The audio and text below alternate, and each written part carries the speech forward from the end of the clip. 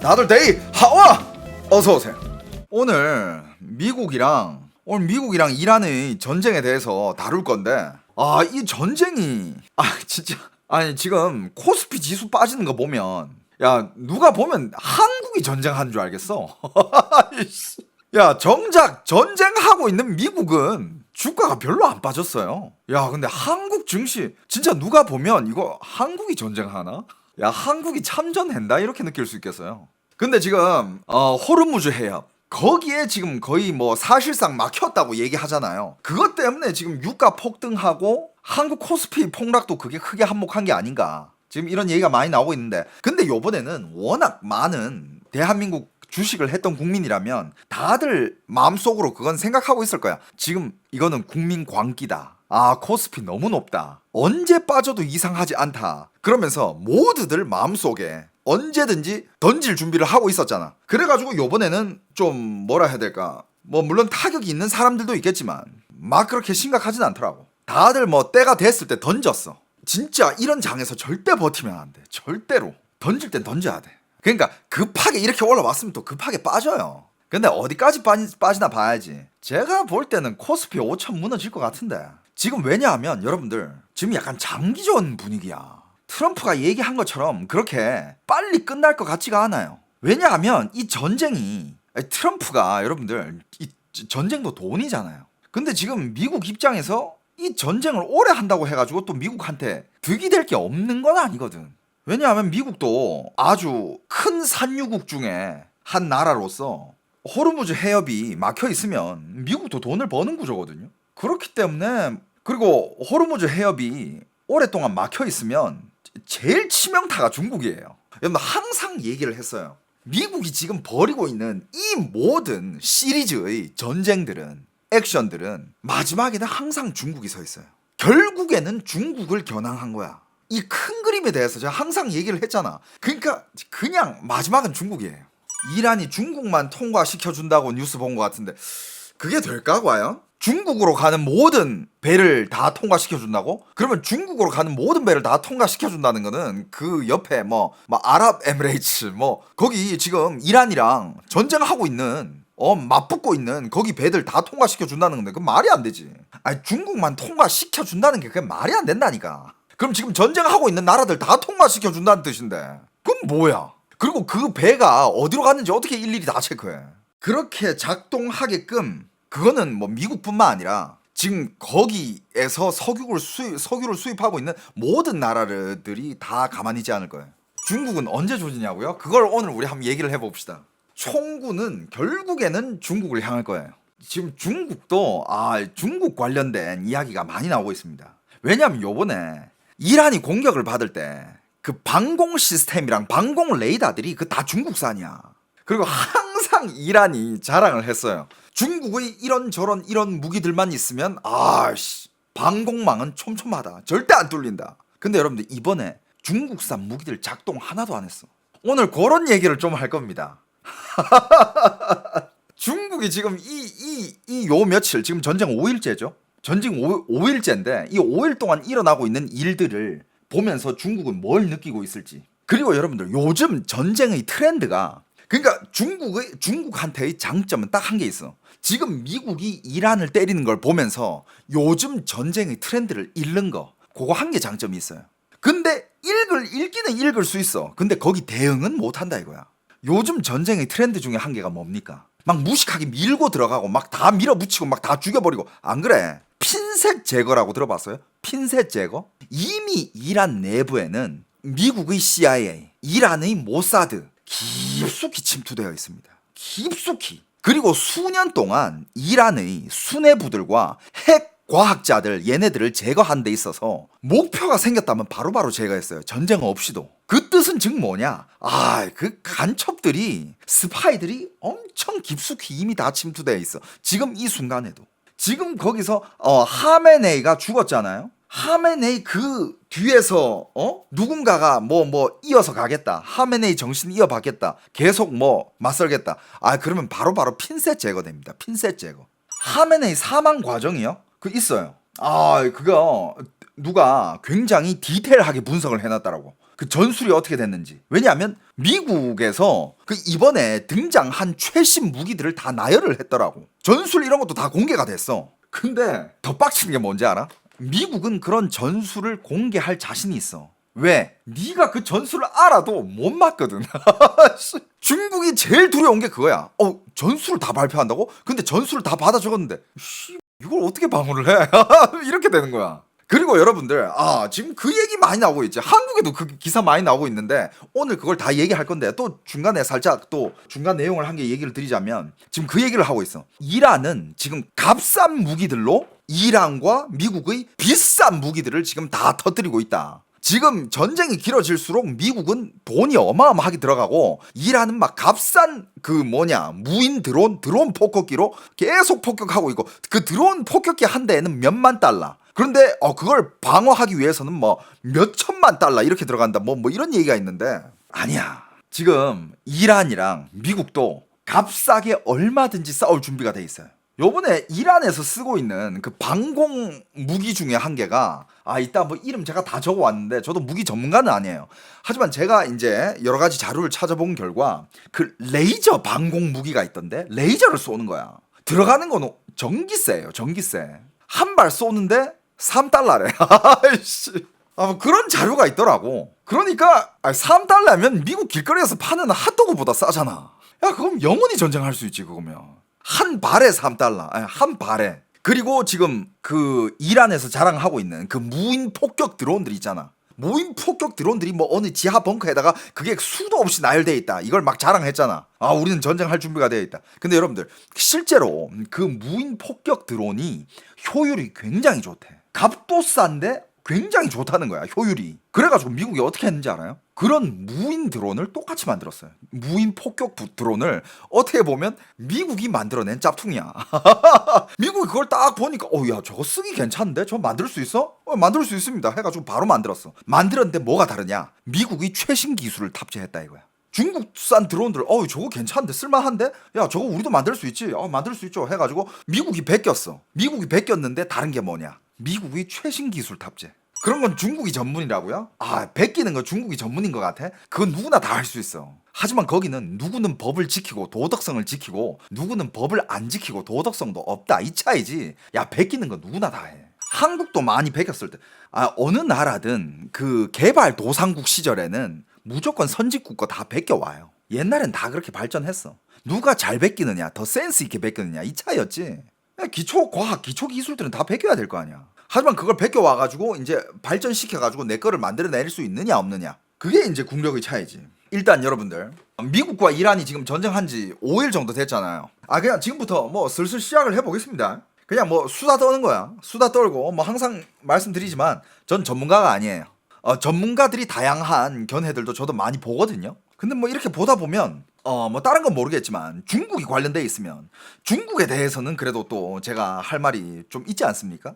그러니까 뭐 굉장히 전문적인 지식을 원하면 전문가분들 방송 보면 되고, 그래도 뭔가 뭐 그렇게 딥하진 않지만 그래도 큰 틀을 보면서 뭔가 재밌게 이걸 이해하고 싶다, 그럼 제 방송 보세요. 자, 미국과 이란이 실제로 교전을 하고 있고, 이거는 어떻게 보면 단순한 중동 분쟁이 아니에요. 지금 이 전쟁 한계로 유가가 폭등을 했죠. 호르무즈 해협이 지금 사실상 막혔습니다. 세계의 에너지 동맥이라고 불리는 곳이에요. 거기서 정말 전 세계적으로 에너지가 이쪽 저쪽으로 거기서 다 나와. 그러니까 지금 한국 주가가 진짜 다시 한번 말하지만 한국 주가가 그거 전쟁 영향 받는 거 맞아요. 첫날에 버티나 했더니 결국은 못 버티고 다 폭락하고, 결국에는 국방주까지, 무기 관련 주식들까지 다 빠졌잖아요. 그거는 즉 지금 그냥 다 털고 나갔다는 뜻이야. 아무튼 한국도 이렇게 영향을 받고 있고, 또 어디 영향받습니까? 중동 전체가 다 영향을 받고 유럽까지 번지고 있고, 그 다음에 러시아, 북한, 여러분들 북한 요번에 열병식 어떻게 했는지 봤어요? 항상 무슨 무슨 탄도미사일 같은 거 막 항상 막 자랑하고 막 열병식 할 때 미사일 몇 개 일단 줄 세우고, 이거 기본이잖아. 요번에는 조용히 했어. 미사일 한 개도 안 보여주고 열병식만 조용히 하고 끝냈어. 쥐도 새도 모르게. 와, 열병식 그렇게 조용한 건 줄 나 처음 알았어. 김뚱보 그 새끼 지금 개 쫄아 있어요. 그냥 겁나 쫄아 있어요. 지금 전쟁 트렌드는요, 핀셋 제거야. 옛날처럼 지금 뭐 전체적으로 막 핵탄두를 떨어뜨린다? 옛날에 일본에 떨어뜨린 것처럼 민간인까지 다 사살해버린다? 그거 지금 세계에서 그거 안 돼, 그거. 지금 세상은 그렇게 전쟁 일어났다가 모두의 타겟이 될 거고 걔네들은 결국에 멸망을 해. 왜냐하면 그런 일을 벌이는 순간 전 세계가 걔를 때려도 할 말이 없어. 지금의 전쟁 트렌드? 핀셋 제거예요. 핀셋 제거. 핀셋 제거. 어떤 식으로 하느냐? 네 옆에 가서 네가 가장 믿었던 사람이 네 뒤에서 총을 쏴요. 이란의 수많은 지도자급들 인물들이 다 그렇게 제거가 됐어요. 스파이전이죠. 그리고 정말 하메네이 같은 걔네들은 주위에서 정말 보호가 어마어마하잖아. 걔네들은 벙커버스터. 진짜 깊숙이 숨어봤자 그냥 끝까지 때려. 정말 한 발 때리고 두 발 때리고 세 발 때려가지고 끝까지 들어가게 해가지고 죽여버려요. 핀셋 제거. 그걸 어떻게 찾냐고요? 진짜 아무리 지금 기술이 발전을 해도 정말 그 지하 깊숙이 전파가 통하지 않는 데까지 숨어버리면 못 찾거든요. 그때는 누구한테 그 정보를 얻느냐? 그 주위에 심어놓은 스파이들한테. 이란은요 이미 미국 스파이, 이스라엘 스파이가 깊숙이 침투되어 있습니다. 미국 쪽에서 그 하메네이가 죽자마자 하메네이가 죽은 사진을 제일 빠른 시간에 받았대. 그 누가 준 건데? 누가 줬겠습니까? 이미 하메네이 근처에는 쫙 깔려 있습니다. 그러니까 이제 하메네이가 죽으니까 뭐 이란은 이제 뭐 여러 가지 얘기가 있는데 이제 뭐 더 이상 잃을 게 없다. 니 죽고 나 죽자. 그러면서 중동의 여기저기 나라들을 다 타격하고 있죠. 근데 그거는 뭐 이런 분석이 있습니다. 중동에 있는 주위의 나라들을 타격함으로써 미국한테 압력을 주는 거야. 그러니까 이게 지금 이 미국이 이란을 타격했기 때문에 이란도 지금 하메네이가 죽었고 하메네이가 죽었으니까 이란은 더 이상 잃을 게 없고 너 죽고 나 죽고 해보자 라면서 막 주위 국가까지 다 같이 타격하면서 호르무즈 해협까지 이제 봉쇄를 시키고 그러면 이제 오일이 수출이 안 되면 중동에도 어느 정도 타격이 있을 거 아니야. 그런데 중동 쪽에서는 그러면 이거는 이제 협상을 하자 이런 식으로 미국한테 압력을 줄 거다 이런 시나리오를 뭐 구상하고 있다라고 하는데 뭐 어떻게 될지 누구도 모르죠.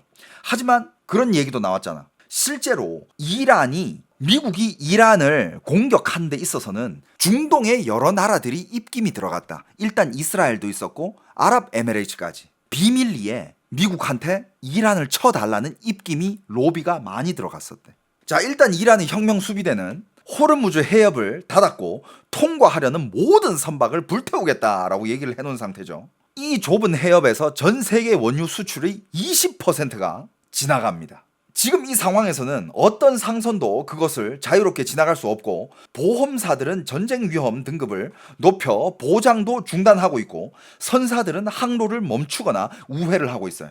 우회하면 어떻게 돼? 운송비가 어마어마하게 늘어나. 그럼 결국에는 물가 올라가는 거예요. 근데 미국이 이제 그걸 보면서 거기 상선들이 지나가는 거 우리가 그거 보호해 줄 거다. 근데 미국도 여러분들 미국이 하는 말도 가끔씩은 좀 이렇게 의심해 봐야 되는 부분이 있는 게 미국도 비즈니스야. 여러분들 봐봐. 트럼프의 전쟁 스타일을 보면 걔가 얼마나 이 전쟁도 돈을 계산하면서 하는지 알게 되는 게 옛날에 이거 다 제가 잘 기억을 못 하는데 옛날에 그 빌라덴 제거하는데 9년이 걸렸고 그 미국이 전 정권이죠. 그죠? 그리고 또 미국이 또 다른 전 정권이 옛날에 또 이라크 전쟁 때인가?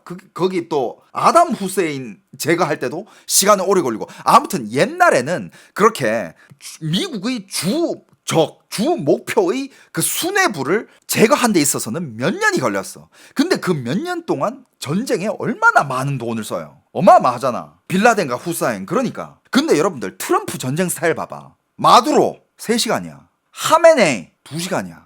필요한 액션만 취하고 그 액션에서 모든 걸 쏟아붓어. 길게 안 끌어. 길게 살짝 파견하고 오늘은 저기 기지 타결하고 내일은 저기 기지 타결하고 조금 더 파견하고 앞으로 전진하고 그 수많은 시간 동안 그 병사들은 뭐 먹여야 되고 먹고 자고 싸야 되고 에너지 써야 되고 그 돈 비싸. 그냥 핀셋 제거. 그게 트럼프 스타일이야. 돈이에요, 돈. 그만큼 지금 전쟁 스타일이 달라졌어. 그리고 그만큼 미국은 강해졌다라는 거. 이거 지금 누가 다 지켜보고 있어요? 북한, 러시아, 최종 목표 중국. 이걸 다 지켜보고 있다니까. 그런데 지금 이 상황에서 호르무즈 해협이 막히잖아. 중국한테는 타격이 커요. 중국한테는 타격이 굉장히 큽니다. 그만큼 중국이 전 세계에서 오일 수입국 1위야. 전 세계의 수많은 원유를 중국에서 수입을 하는데 지금 거기 호르무즈 해협 한 개 막히는 걸로 중국으로 들어가는 오일이 어느 정도까지 막히냐면 이걸 제가 자료를 가져왔습니다. 이거부터 얘기하고 넘어가자. 자, 여러분들 왜 지금 중국이 제일 똥줄을 타느냐? 여러 가지가 이유가 있어요. 여러 가지 이유가 있는데 그 중에서 큰 이유 중에 한 개가 에너지입니다. 오일이에요. 자, 중국의 원유 수입량이 어느 정도냐면 사우디에서 170만 배럴에 매일 170만 배럴, 이라크에서 매일 120만 배럴, 아랍에미레이트에서 매일 80만 배럴, 이란에서 매일 100만 배럴. 이게 지금 다 그 중동에서 오는 오일들이야. 이게 거의 총 수입 오일의 한 70%, 80%를 차지해요. 이게 끊기면 중국은 오일이 없어져. 에너지가 없어집니다. 아무것도 못해요. 전쟁도 못해. 그러면 사람들이 이렇게 물어볼 수 있지. 아니, 러시아에서 중국으로 원유 엄청 보내잖아. 러시아가 중국한테 줄 수 있는 양은 정해져 있어. 딱 하루에 200만 배럴이에요. 부족해, 러시아만 가지고는. 지금 원유 얘기하고 있는 거예요. 천연가스가 아니라 원유. 그래서 러시아 한 개로는 대체하기 어려워. 근데 호르무즈 해협이 막혔잖아. 지금 러시아 말고 다른 거 싹 다 끊긴 거야. 그럼 중국은 이렇게 있잖아요. 그냥 물가 폭등에다가 안 그래도 지금 중국의 민생 바닥이야. 중국의 인민들은 이미 중국 정부한테 불만이 점점 커지고 있어. 근데 여기서 물가가 더 폭등하고 민생이 더 바닥나봐. 그때는 어떻게 된다? 민심은 중국 정부한테 다 돌아서 버리지. 그리고 이건 지금 중국뿐만 아니라 한국의 에너지 수급까지 흔들리고 있다는데.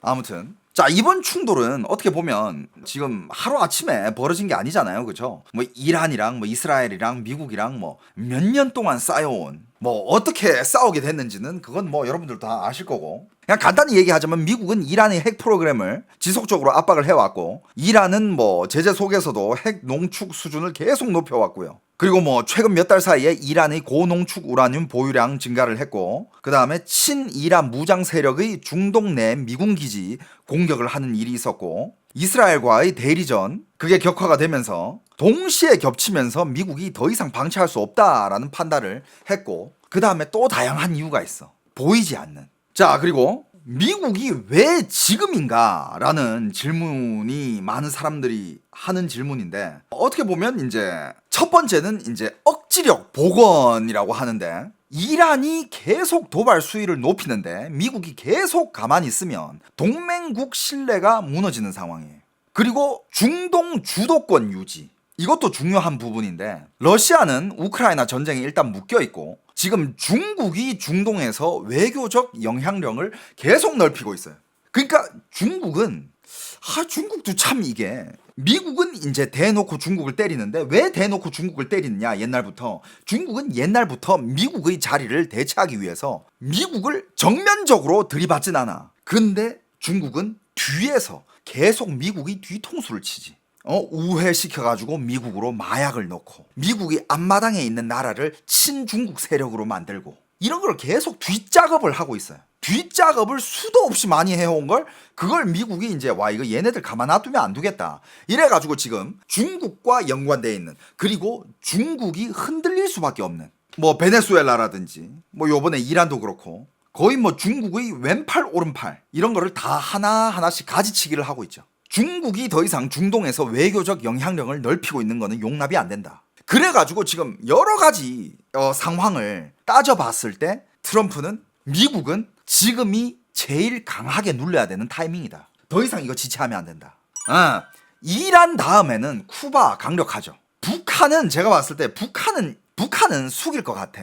김정은이 걔 84년생인가? 84년짜리 뚱보가 뭘 알아? 걔가 뭘 아는데? 스위스에서 뿔발 따온 새끼가 걔 뭘 아는데 걔가?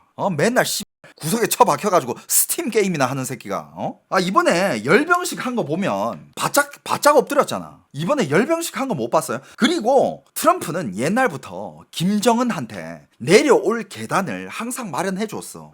트럼프가 김정은 세게 까는 거 봤어요? 트럼프가 공개적으로 막 김정은 막 세게 막 비판하고 막 까고 그런 거 봤어? 항상 김정은 그 친구 괜찮은 친구다, 똑똑한 친구다, 우리 다시 만날 거다, 우리 친하다. 그리고 여러분들 김정은은 미국 좋아해. 김정은도 해외에서 크면서 교육받으면서 서양 문물 많이 먹었어. 오죽했으면 걔가 옛날에 그 농구 스타, NBA 농구 스타 중에 한 명, 로드맨을 북한으로 초청을 했겠습니까?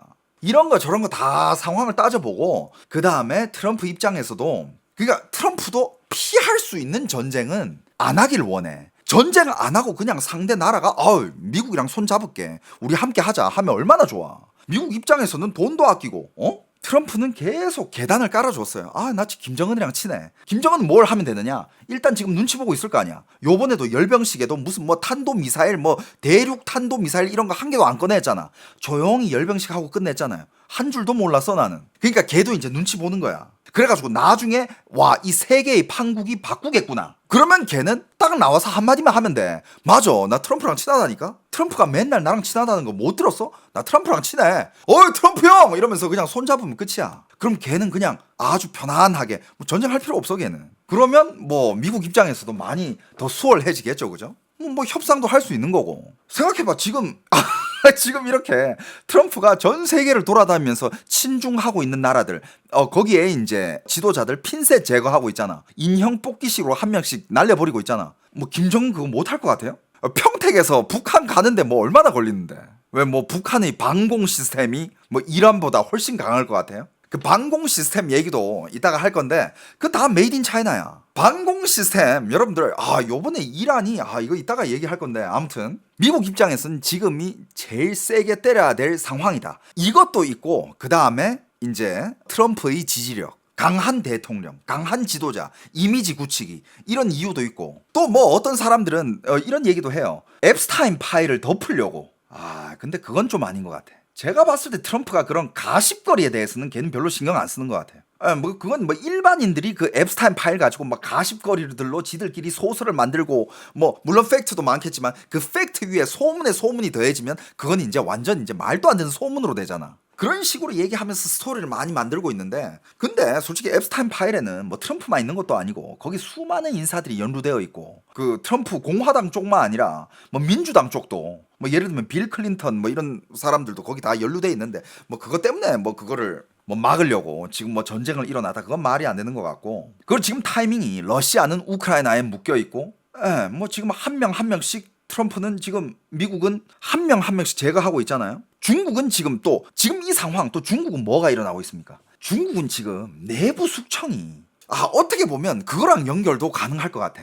왜냐하면 지금 베네수엘라 마두로나 요번에 하메네이나 이 제거되는 걸 봤을 때 제일 큰 문제는 주위에 있는 스파이들이야. 미국이 스파이들을 얼마나 많이 심어놨겠어. 시진핑은 거기에 대한 두려움이 없을까?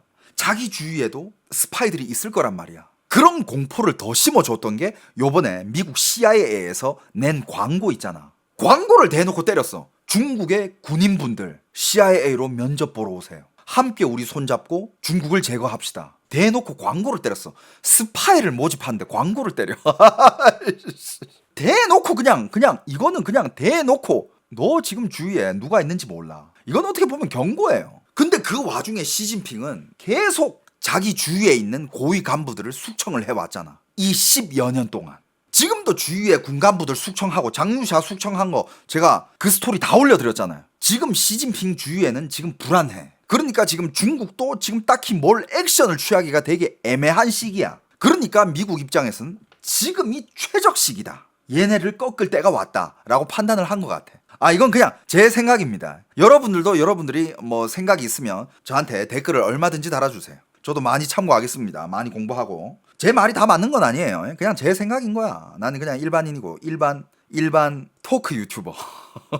그러면 지금 아까도 얘기했지만 이란이 이렇게 강하게 나오는 거, 이란도 계산기를 굴릴 거 아니에요. 일단 이란은 경제는 오랜 미국에서의 제재로부터 이미 한계가 됐어. 이미 한계인 상황이야. 내부 불만도 상당히 누적되어 있습니다.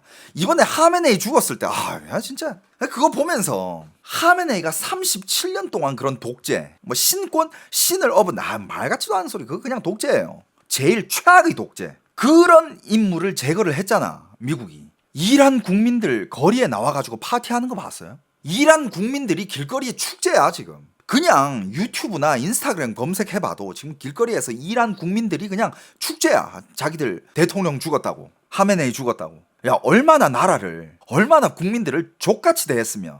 그러니까 지금 이런 상황에서 이럴 때는 정권이 선택하는 전략은 두 가지가 있다고 합니다. 외부 위협을 강조해서 내부 결속을 다지는 것. 근데 지금 내부 결속 딱히 다질 것도 없어. 왜냐하면 지금도 계속 제거가 되고 있겠지만 요번에 미국이 이렇게 이란을 타격을 하면서 지금 제거된 그 이란의 하메네이, 그리고 하메네이 그 라인에 수뇌부들 있잖아. 지도자급들 제거된 게 40~50명이 된대요. 지금 계속 제거가 되고 있고 진행 중이야. 이미 제거된 게 40~50명. 그 하메네이의 그 뜻을 따라가지고 계속 이 신정을 이어가는 새끼들은 지금 다 제거되고 있어. 실시간으로 사망자들 업데이트 중이야. 사망한 지도자들. 그러니까 이건 안 되는 거고, 그 다음에 또 뭐가 있냐. 그 다음에 지금 이란이 여기저기 다 공격하고 있잖아요. 그게 이거야. 협상력을 높이기 위해서 고강도 압박. 우리들이 막 이렇게 우리는 지금 이제 잃을 게 없어. 우리는 이제 끝까지 싸울 거야. 우리 타격하는 거 봤지? 이러면서 막 폭탄을 쏴. 그러면서 이란은 여기저기 타격하면서 호르무즈 해협까지 막는 데잖아. 이게 걔네들 최대의 전략 카드. 우리가 이렇게까지 하니까 이거 니들이 안 되면 우리 협상하자. 그러니까 협상력을 더 높이기 위한 건데, 근데 과연 이거를 그래 야야야 니들 그거 그만해 우리가 협상할게 이렇게 나올까? 과연 미국이 과연 그렇게 나올까? 그리고 진짜 실제로 그 기사가 떴습니다. 미국에서 나온 기사인데 찾아보시면 바로 나와요. 실제로 이스라엘을 포함한 중동의 여러 나라들이 미국한테 이란을 좀 타격해 달라는 그런 입김 로비들이 실제로 엄청 많이 들어갔다고 합니다. 공식적으로는 인정을 안 하고 있어요. 공식적으로는 인정을 안 하고 있지만 실제로는 로비가 엄청 많이 들어갔다. 왜 그런 얘기가 나오냐면, 특히 사우디는 이 옛날부터 이 사건이 있었더만. 2019년에 아람코 사건이라고 들어보셨어요? 저도 이거 처음 알았는데, 2019년에 사우디의 국영 석유 기업 사우디 아람코 시설이 드론 공격을 받았다고 합니다. 드론 공격. 당시 국제 유가가 하루 만에 15% 가까이 급등을 했고, 사우디 입장에서는 이게 단순 테러가 아니라 이란이 맘만 먹으면 사우디 경제의 심장을 타격을 할 수 있다라는 거를, 이런 실존적 안보 위협을 처음으로 체험을 한 거야. 그 사건 이후로 사우디의 대이란 인식은 완전히 바뀌었어요. 그리고 그때 중동도 그때부터 이제 많이 바뀌기 시작했어. 중동은 오랫동안 수니파 맹주 사우디, 시아파 종주국 이란, 이 구도로 움직여 왔는데, 특히 2003년 이라크 전쟁 이후로 이라크가 친이란 시아파 정권으로 재편되면서 이란 영향력이 급격히 팽창해집니다. 그리고 아브라함 협정이 체결되면서 아랍 대 이스라엘 구도가 흔들렸다고 합니다. 그래서 지금은 이란 대 반이란, 그런 식으로 이 중동의 그 세력들이 재편되고 있다고 해요. 재편이 됐죠. 이제 구조가 바뀌었죠. 그러니까 반이란을 하는 나라들이, 그럼 반이란을 하면 미국이랑 같은 적이 있을 거 아니야. 같은 적을 둔 사람은 뭐다? 오늘이 친구가 될 수 있어. 그러면 이제 미국과 같은 뜻을 가졌으니 미국한테도 잘 보이고, 미국 손 잡으면서, 미국 로비하면서 미국한테 입김을 넣었다. 이 기사가 실제로 떴어요. 워싱턴 포스트에서 지난 28일 이 기사가 나왔습니다. 그러니까 이란도 그걸 모를 리는 없잖아. 이란도 이제 중동에 반이란을 하는 나라들이 많다는 거. 그러니까 이란은 지금 뭐 협상력을 올리기 위해서 이러고 있는데, 근데 지금 호르무즈 해협을 막아 놓으면, 이거는 많은 전문가들이 얘기하는 게, 만약에 진짜 이게 길어지잖아. 그러면 이거는 미국만의 문제가 아니고 중동만의 문제가 아니라 전 세계가 움직일 수밖에 없대는데. 왜냐하면 거기 움직여야 되는 거는 중국이야. 근데 중국은 지금 정말 난처한 게 이란이랑 혈맹이라며, 형제라며. 이란한테 모든 중국이 가지고 있는 기술을 다 전수를 해주고 있어. 무기부터 시작해가지고 심지어 독재를 하는 기술, 국민들을 어떻게 통제하는지, 세뇌를 어떻게 통제하고, 방화벽을 어떻게 세우고, 국민들을 그냥 그 방화벽 안에 가둬가지고 세뇌시키면서 무조건 충성을 하게 만드는 그런 시스템까지도 이란은 중국한테 배우고 있어요. 중국이 실제로 그런 온라인 시스템을 구축을 해주고, 그리고 이란의 많은 무기들, 특히 요번에 화제가 됐던 이란의 방공 시스템, 레이더들, 방공포들, 이런 것들 다 메이드 인 차이나.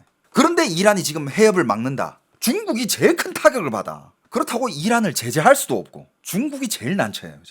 그러니까 이건 결국에는 미국 대 이란만의 전쟁이 아니라 그 뒤에는 러시아도 있고 중국도 있고. 하지만 러시아한테는 어떻게 보면 좋은 거예요. 러시아는 원유 수출국이니까. 거기 호르무즈 해협 막히면 러시아는 돈 더 벌 수 있겠지. 근데 지금 미국 입장에서는 러시아보다는 러시아도 지금 우크라이나 그쪽이랑 계속 뭐 정신없는 상황이고 중국이 메인 타격 목표예요.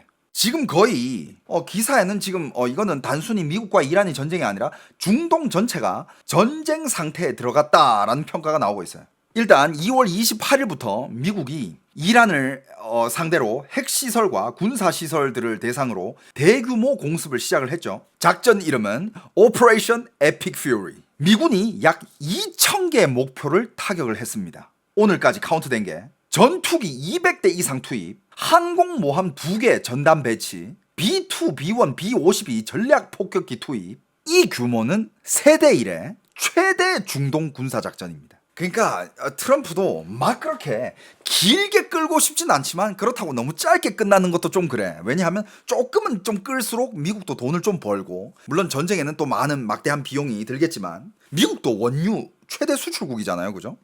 그냥 미국은 뭐 지금 뭐 어떻게 돼도 막 그렇게 불리한 상황은 아니야, 제가 봤을 때는. 그리고 미국은 지금 이란의 이 정권 자체를 끝내려고 하잖아요. 하메네이만 죽으면 된다 이게 아니라 지금 거기 그 신정을 아예 없애버리겠다, 이게 목표인 것 같은데, 트럼프도 그 인터뷰에서 말했잖아요. 최악의 경우는 하메네이랑 똑같은 사람이 그 길을 이어받아가지고 이란이 변화 없이 똑같은 체제로 계속 가는 거, 그게 최악의 상황이래. 근데 트럼프가 최악의 상황이라고 얘기를 했으면 그 최악의 상황이 올 수 있게끔 만들겠어? 지금 뭐 후보자들 뭐 많이 지금 거론되고 있잖아. 뭐 하메네이 무슨 뭐 친척부터 시작해가지고 그 밑에 다 한 명 한 명씩 제거되고 있어요. 이란도 보복 공격을 하고 있죠. 이란은 이제 그 주위에 있는 미군 기지, 이스라엘 도시, 중동 동맹국 등 이쪽을 향해서 미사일과 드론 공격을 하고 있고, 쿠웨이트 미군 기지 공격했고, 아랍에미레이트 시설 공격했고, 이스라엘 미사일 공격했고, 미군 사망자도 지금 발생하고 있죠. 근데 미군 사망자가 이렇게 발생하면 그건 미국한테 더 큰 명분을 주는 게 아닐까? 이거는 그냥 차남 얘기 나오고, 그 다음에 그 밑에 또 그 이름 뭐야? 걔네 이름 더럽게 아라피라는 애도 있더만. 근데 아라피는 지금 아라피가 그 밑에서 제일 신뢰를 많이 받고 있는 사람 중에 한 명이다. 후계자일 가능성이 크다, 이 얘기가 나왔잖아. 그 얘기가 나온 하루 만에 죽었다라는 지금 얘기가 나오고 있어요. 미국이 한 공격 때 하라피도 이미 죽었다. 근데 요거는 아직 아라피도 이미 죽었다라는 얘기가 나오고 있는데 아직 이게 정식으로 확인된 건 아니래. 하지만 그 얘기는 나오고 있어요. 그래가지고 우스갯소리로 하라피 후계자 당첨 하루 만에 죽었네 이러면서 일일 체험권이야 뭐야 이런 얘기. 미국에서는 이런 블랙 유머가 나오고 있습니다. 그리고 차남 모즈타바, 근데 얘네들 다 그냥 하메네이랑 똑같은 뜻을 가지고 있는 사람들이잖아. 아마 얘네들 다 핀셋 제거되지 않을까. 그리고 지금 호르무즈 해협에서는 지금 선박 통과가 거의 중단된 상태이고, 유조선들은 대기 상태이고, 그 다음에 보험사들이 전쟁 위험 때문에 보험을 다 중단하고 있대요. 그래서 결과적으로는 지금 세계 원유 수송의 약 20%가 차단이 된 상황인데, 이거를 과연 언제 풀어줄지. 이것 때문에 지금 글로벌 증시 급락, 그 다음에 코스피는 폭락, 유가는 상승 중이고, 그리고 이란이 동맹 세력 헤즈볼라가 이스라엘을 향해 로켓을 발사했고, 이스라엘은 또 레바논을 공격했다. 그러니까 이게 중동 전쟁으로 살짝 번져 나가고 있는 상황이라고 합니다. 그리고 지금 이 호르무즈 해협이 막히면 한국에는 어떤 영향이 있냐면, 한국에는 이렇게 된다네. 한국도 역시 에너지 수입 국가라고 합니다. 에너지 수입 국가죠. 유가가 급등하면 전기 요금 올라가고, 물가 올라가고, 기업 비용이 올라간대요. 모두 영향을 받습니다. 물론 이제 그 전쟁이 끝나거나 거기 문제가 해결되면 기름값은 다시 이제 원위치로 돌아갈 거다라고 트럼프가 얘기하고 있지만, 과연 그게 언제가 될지는 아무도 몰라요. 그러니까 여러분들 지금은 주식 하시는 분들은 그냥 어느 정도 적당히 손절하고 나와가지고 관망하는 게 좋아. 그거 어디까지 털릴지 몰라요. 저 어디까지 털릴지 모른다니까. 여러분들이 돈은 소중해요. 자, 그리고 중국 내 분위기를 안 볼 수가 없죠.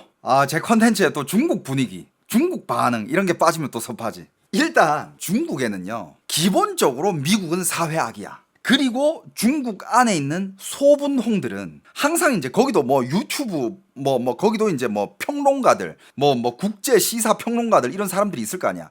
걔네들이 맨날 했던 얘기가 이거야. 야, 미국 절대 이란 못 친다니까. 미국 절대 이란 못 쳐. 아, 이건 못 쳐, 걔네. 그럴 힘이 안 돼. 미국이 언제적 미국인데. 미국 이제 그 정도 능력 없다니까. 맨날 이렇게 외치던 애들이 있어. 걔네들 지금 싹 다 닥치고 있습니다.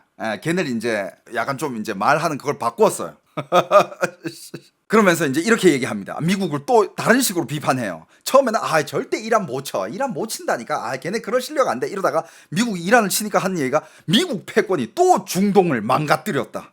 이건 미국의 제국주의 전쟁이다. 그러면서 이제 네티즌들, 그래도 좀 이렇게 열려있는 네티즌들은 역시 중국의 전문가들은 존문가들이었다. 그리고 많은 사람들이 놀랍니다. 미국이 아직도 이렇게 강하나.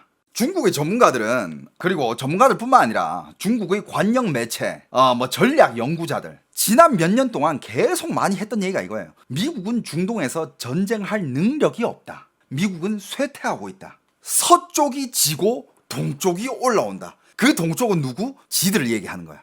중국.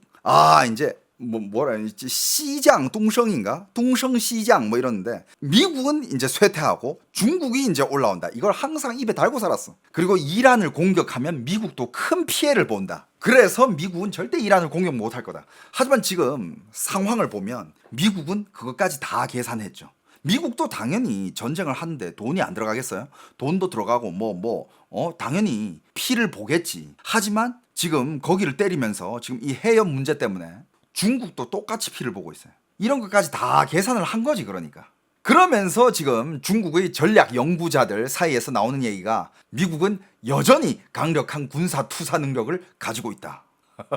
갑자기 그렇게 무시하다가 중국은 이런 전쟁 능력을 아직 중국이니까 또 강하게는 비판 못하잖아. 중국은 이런 전쟁 능력을 아직 완전히 갖추지 못했다. 갖춰져 있는데 아직 완벽하진 않다. 갖추곤 있어. 그리고 중국 군부, 아까도 얘기했지만 중국 군부는 요즘 정말 그냥 쇼를 보듯이 쇼를 보고 그 다음에 요즘 전쟁 트렌드를 읽으면서 나중에 만약에 미국과 전쟁을 하게 된다면 어떻게 미국을 방어할까, 그걸 지금 일일이 지켜보고 있어요. 미국의 전술들, 전략들, 작전 능력. 특히 뭘 보느냐, 장거리 정밀 타격, 그 다음에 정보전, 네트워크 전쟁, 그 다음에 항모 전단 운영, 이런 것들을 이제 보고 있어요. 중국이 항상 연구하는 거는 미군의 핵심 전쟁 방식이야. 그러면서 이제 계속 이런 생각을 하지. 시진핑, 특히 중국 지도부가 가장 관심 있게 보는 거는 중동은 이건 그냥 참고 사항이야. 미군이 중동을 이런 식으로 이제 붙고 있구나. 이걸 보면서 계속 뭘 생각해요? 대만을 상상합니다. 그리고 중국은 항상 이런 질문을 해요. 어떤 질문이냐? 미국이 실제로 전쟁을 할 의지가 있는가? 그러니까 이게 중국 입장에서 궁금한 거야. 만약에 진짜 우리가 대만을 무통을 하러 간다, 대만을 친다, 맨날 미국은 겁만 주면서 강경한 발언하고 일본도 가만히 있지 않겠다 하고, 근데 과연 진짜 우리가 대만을 무통하면 걔네들 진짜 쳐들어올까? 이런 질문들을 항상, 이런 궁금증이 항상 많았는데 이번에 확실한 답변을 줬죠. 이번 사건은 미국이 실제로 공격을 결정을 했고 빠르게 군사 작전을 수행을 했다라는 걸 보여줬죠. 이걸 보면서 시진핑은 정말 깊은 고민에 빠질 겁니다. 일단 제일 큰 고민은 아까 그 에너지. 중국은 중동 석유의 의존도가 진짜 높아요. 거기 그 해협을 막아버리면, 그 석유가 못 들어오면 중국은 전쟁 일으키지도 못해. 전쟁할 에너지가 없어요. 그러니까 베네수엘라 끊었고 이란까지 끊잖아. 그럼 중국은 대만을 어떻게 하기도 전에 전쟁 자체를 못해. 그러면 이제 미국이 조만간이야. 4월달 이제 얼마 안 남았어요. 4월달에 트럼프가 중국 가잖아요. 그러면 그때 이제 협상력이 얼마나 강해지겠어. 그때까지는 아마 해협을 막아두지 않을까. 이거 주식 하시는 분들 중요합니다. 이거 미국이 중국 가서 그 협상할 때까지 그 해협을 막아놓고 중국으로 들어가는 그런 원유를 싹 막아놔야 미국이 훨씬 더 우위를 차지하지 않을까요? 호르무즈 해협이 계속 그렇게 불안정해지면 중국 경제에도 충격이 크게 옵니다. 보통 중국은 쓰는 원유를 한 3개월치를 구비해 둔다라고 하는데 모르지 뭐. 그리고 중국은 이란과 협력 관계지만 직접 군사적으로는 도와줄 수 없어요. 러시아도 그렇고. 예를 들어서 뭐 러시아랑 중국이랑 이란 사이에 그런 공동 방어 뭐 이런 협정이 있대. 누가 뭐 이 한 나라를 침략 시 같이 방어를 한다. 같이 협력해서 싸운다. 근데 지금 러시아에서 하고 있는 얘기는 이런 거래. 그러니까 뭐 러시아도 지금 그냥 비판만 하고 있지. 뭐 이란을 위해서 뭐 손을 내주거나 뭐 도와주지 못하잖아. 하는 얘기가 이렇대. 그러니까 지금 푸틴도 푸틴 쫄이라는 말이 많이 나오고 있어요. 그러니까 한국말로 하면 푸틴 쫄이야. 겁나 쫄아 있어. 하는 얘기가 물론 우리가 같이 이렇게 방어를 해주는 그게 있지만 지금 걔네들 네 침략이 아니라 그냥 미국인들을 보호하기 위해서 뭐 그렇게 하는 거니까 그 협정에는 좀 이게 이유가 잘 안 맞아.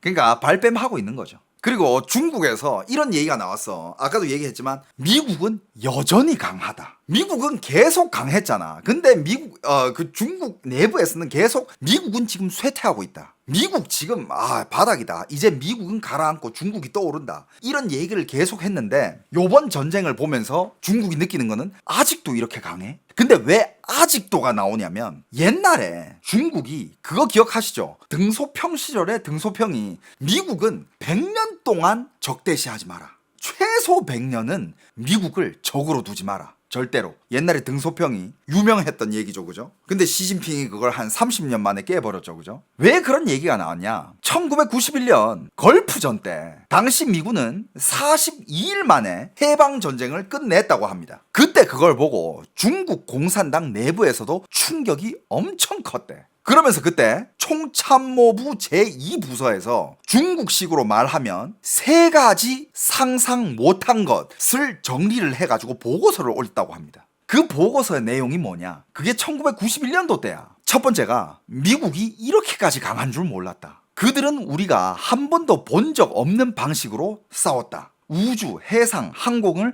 한꺼번에 묶는 입체전, 그리고 거대한 컴퓨터로 모든 전장을 통합해 굴리는 정보전, 전통적인 전쟁 개념을 통째로 뒤집어버린 말 그대로 차원 압살이었다. 이게 첫 번째 상상 못했던 거고, 두 번째 상상 못했던 거, 이라크가 전쟁 동원 자체를 못할 줄 상상 못했다. 중국은 이라크가 게릴라전, 지속전, 장기전으로 버틸 거라고 예상했지만 그런 그림은 아예 펼쳐지지도 않았다. 그 다음에 세 번째로 상상 못한 것은 소련이 그렇게 빨리 쇠락할 줄 몰랐다. 국력이 급속도로 붕괴해 미국에 맞설 의지도 능력도 없었다. 걸프전이 끝난 뒤 6월 4일 이후 권력을 잡은 당시에 짱저민은 정신적 신앙이든 군사력의 실체든 중국 공산당이 미국과의 하늘과 땅 차이라는 걸 뼈저리게 느꼈다고 합니다. 그래서 짱저민이 그때 누구한테 말을 전했냐? 당시 미국에서 공부하고 있던 장남 짱면헝에게 이런 취지로 말을 했다고 합니다. 거기 미국에서 공부는 천천히 해도 된다. 졸업 후에도 미국에서 일도 하면서 미국에서 몇 년 더 머물어라. 그러면서 미국이란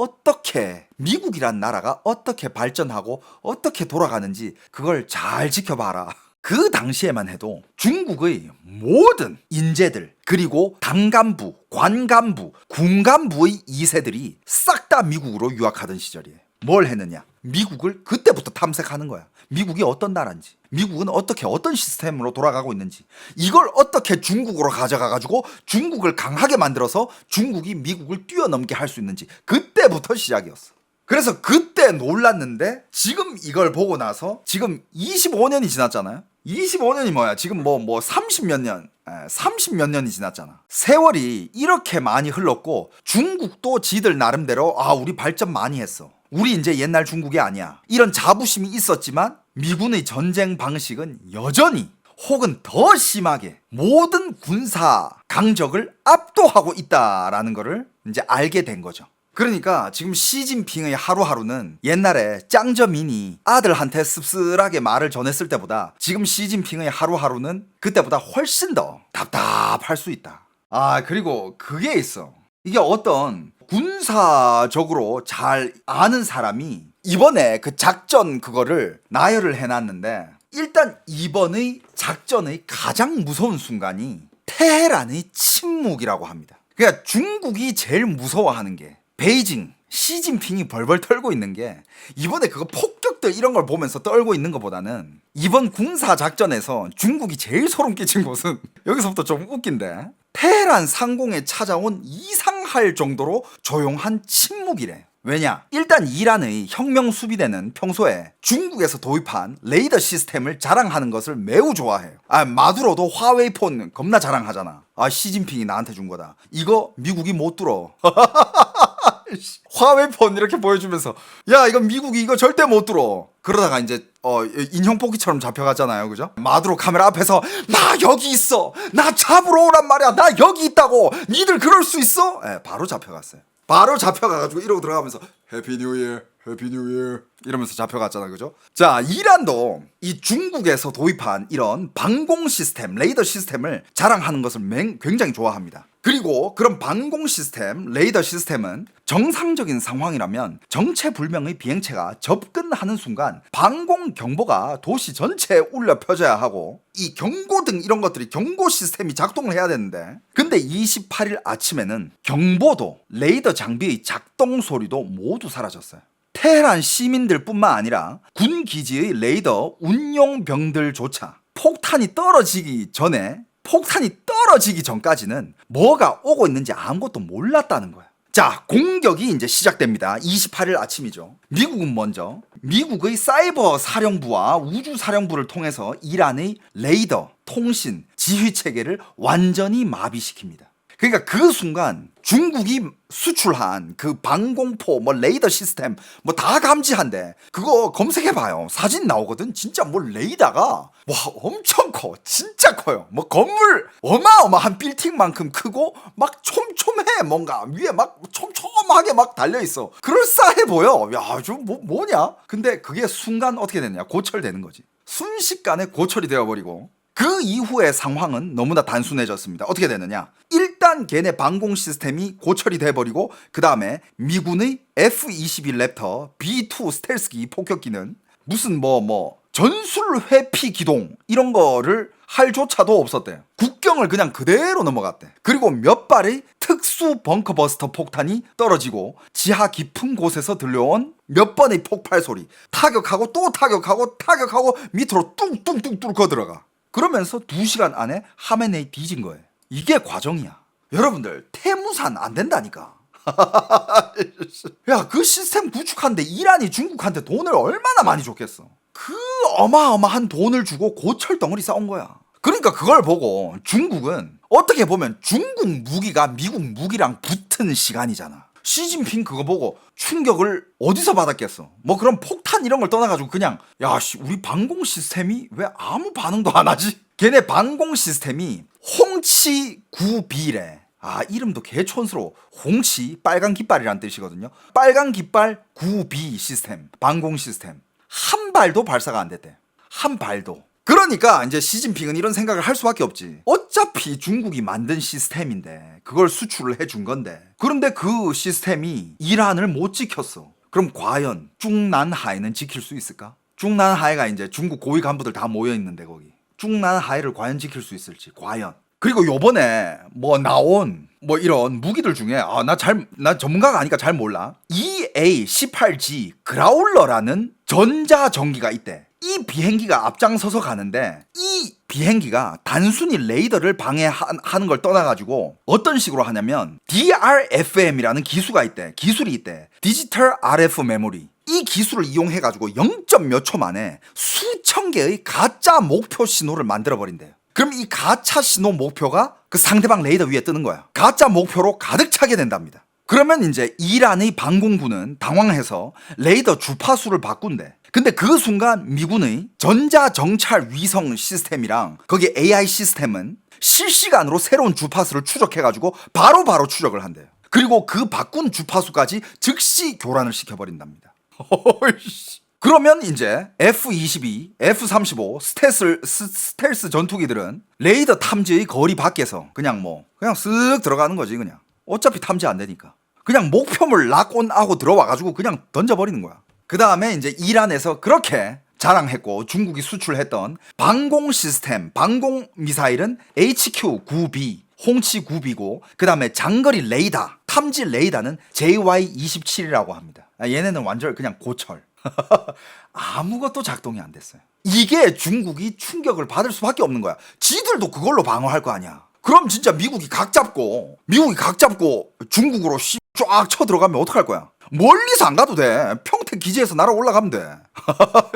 평택에서 그거 어디냐? 평택에서 베이징 겁나 가까워요. 2시간도 안 될걸? 전투기 속도로 가면 뭐 몇십 분이면 갈걸? 그리고 미국은 이런 방공 시스템이라든지 레이더 시스템 이런 거를 먹통으로 만들어버리는 그런 전자전, 전파 방해 이런 거에 뭐 그냥 뭐 완전히 장악하고 있다는 거지. 그러니까 이제 이 전쟁 흐름을 보면 미군이 어디를 이제 침투를 한다. 뭐 중국도 이거를 이제 딱 봤으니까 미국이 이런 식으로 전쟁을 하는구나. 3단계. 첫 번째 단계가 일단 사이버 공격. 방공망 마비시키고 2단계 B2 폭격. 3단계 대규모 공습. 지금까지 700회 출격에 2,500발 폭탄, 1,250개의 목표 파괴. 이게 계속 올라가고 있어요. 지금 5일 차니까 오늘은 한 1,500개 됐나? 지금 계속 뭐. 예. 그리고 중국의 무기뿐만 아니라 러시아에도 러시아 장비도 있었다고 합니다. 이 방공망 중에서 러시아의 S300이랑 S400 그리고 뭐 스텔스기도 추격한다는 바와르 373 이런 것도 있었다는데 이제 뭐 다 뭐 작동 못했죠 뭐. 아까 그 기술로 레이더를 아예 그냥 가짜 목표로 그냥 빼곡하게 만들어버리고 주파수 계속 추적하면서 새로운 주파수로 바꿔도 계속 뭐 교란을 해버리고 그리고 공중급유가 핵심인데 KC-707, KC-135가 24시간 교대하면서 F-35, F-16 8시간에서 10시간씩 하늘에서 있을 수 있게끔 계속 이렇게 공중급유도 해주고 너무 어렵다 이거. 아무튼 그리고 그 폭격 한 방에 하메네이랑 최고 위층 거의 한 40몇 명이 한꺼번에 죽었다라고 그러거든요. 그럼 자연스럽게 이런 질문이 나올 수 있죠. 아니 왜 고위층들이 대낮에 그렇게 한 군데 모여 있었냐 이거야. 아니 이런 폭격이 있을 수도 있는데 어떻게 최고 위층들이 바보냐고 이렇게 한데 모여가지고 이거 뭐 자살 행위 아니냐라고 사람들이 질문을 하는데 일단 회의 장소는 지상 회의실이 아니었다고 합니다. 테헤란 중심의 지도부 건물군 지하였다고 해요. 그 지하에 있는 아주 견고한 벙커. 하메네이는 이 암살에 대한 공포 때문에 몇 년간 스스로를 이 두더지처럼 지하에서 계속 살고 있었는데 심지어 뭐 이런 얘기도 있대. 거기는 고위층이 들어갈 때도 그 하메네이가 있는 데까지는 눈을 가리고 들어가야 된대. 왜냐하면 하메네이도 그 주위에 미국과 이스라엘의 스파이가 많은 걸 알기 때문에. 그리고 그들이 그날 모인 거는 방공망이 무너지고 나서 뭐 혁명수비대 사령관, 국방정보라인 얘네들이 최고 지도를 찾아가서 즉시 어떻게 해야 되는 그 결정을 받아야 되는 그런 상황이라 가지고 거기 다 모여가지고 긴급 회의를 하는 상황이었대. 그리고 걔네들이 방심한 게 미국의 공격은 새벽에 밤에 진행될 거라고 생각을 했다라는 거야. 그게 방심을 한 거야. 왜냐하면 마두로도 새벽에 잡아갔잖아. 근데 웬걸 모이자마자 바로 그쪽으로 그냥 대낮에. 그리고 걔네들은 그 지하 벙커가 안전할 줄 알았대요. 못 뚫는다고. 근데 뭐 뚫을 때까지 타격을 했죠, 그죠? 그리고 이건 어떤 이제 그 군사 전문가가 표현을 하길 F-35와 F-15가 대낮에 테헤란 시내 상공으로 들어가가지고 좌표에 맞춰가지고 중량급의 관통탄을 30발 이상을 한꺼번에 쏟아부었대. GBU-31JDAM이라는 건데 그리고 또 이스라엘의 스파이스라는 폭탄 같은 정밀 관통 무기도 동원이 됐다고 하네요. 첫 발이 일단 상부 철근 콘크리트를 열고 그 다음에 두 번째, 세 번째가 열린 구멍을 타고 더 깊이 들어가서 터지고 이런 과정을 거쳐가지고 86세의 하메네이와 그리고 이란 최고 위급 간부 48명이 어두운 지하에서 순간적으로 날아갔다는 거죠. 이걸 양파 까듯이 그 방공호를 까발렸다고 합니다. 와, 요거 아까 제가 얘기한 건데 뭐냐면 요번에 미국 중부 사령부가 참전 자산 목록을 공개를 했다고 해요. 그 중에 뭐가 있었냐? B2, F-22, F-35, F-16, F-18, A-10, EA-18G, 항공모함, 구축함, 토마호크 아무튼 이렇게 쭉 나열을 했대. 근데 그 중에서 요즘 트럼프가 계속 밀고 있는 거 있잖아요. 이거는 뭐 이제 다 나열을 하면서 마지막으로 한 얘기가 그리고 여기서는 나열할 수 없는 특수 능력. 그러니까 이런 게 있으니까 트럼프가 맨날 야 이거 아직 시작도 안 했어. 야 더 큰 거 온다. 야 너 더 큰 거 온다. 너 조심해. 야 이거 아직 시작도 안 했어. 본격적으로 아직 타격 들어간 것도 아니야. 조심해. 그걸 믿고 계속 트럼프가. 그리고 요번에 미국과 이스라엘에서 나온 몇 가지 극단의 조롱 장비가 있어요. 아주 극단의 조롱 장비 2개가 있는데, 첫 번째가 이제 아까도 살짝 얘기했지만 저가의 자폭 드론 루카스, 단가가 35,000달러 수준이라고 합니다. 그게 그 이란이 자랑하고 있는 자폭 드론 샤헤드 136이랑 거의 똑같이 생겼다고 해요. 이게 어떻게 탄생을 한 거냐면 우크라이나에서 샤헤드의 잔해를 회수를 해가지고 미국에서 이거 쓸만한데 해가지고 역설계를 한 거야. 역설계를 해가지고 미국의 최신 기술을 탑재해서 스타링크 단말로 벌떼 협동이 가능한, 그러니까 니들이 자랑하는 거 그 저가 자폭 드론, 야 그거 우리가 더 업그레이드 시켜가지고 니들 때릴 거야. 이거 한 개랑 그 다음에 이스라엘 방어 쪽에 있는 아이언 빔이라고 해요. 2025년 말부터 배치가 됐고 이번이 실전 첫 쇼라고 하면서 이게 이제 등장을 했는데, 진짜 핵심이 비용이야. 이 레이저를 쏴가지고 이 레이저로 이제 방공을 하는, 미사일을 요격을 하는 그런 시스템인데 레이저로 쏘는 거예요. 근데 이 레이저 한번 쏘는데 비용이 3달러래. 그러니까 맨날 이란이 야 우리 무기는 싸고 강력해, 싼 것들로 니들 타격하면서 니들은 이거 우리를 막기 위해 가지고 어마어마하게 비싼 미사일을 쏴야 될걸? 근데 요번에 조롱하듯이 아니야 난 니들 그거 한 발 막는데 3달러야. 야 핫도그보다 싸. 이건 미국의 그 전략가가 얘기한 거니까 미국에서 얘기한 게, 야 길거리에 파는 핫도그보다 싸. 그렇다면 이게 어떻게 되느냐, 이란이 주장했던 경제 소모전 있잖아. 시간이 길어지면 길어질수록 니들이 돈 더 많이 써, 니들한테 부담가. 그게 이제 완전히 역전되는 거죠. 그리고 이런 얘기도 있습니다. 하메네의 위치를 정확히 파악할 수 있는 거에 있어서는 미국이 이제 AI를 이용해가지고 시뮬레이션을 돌린대.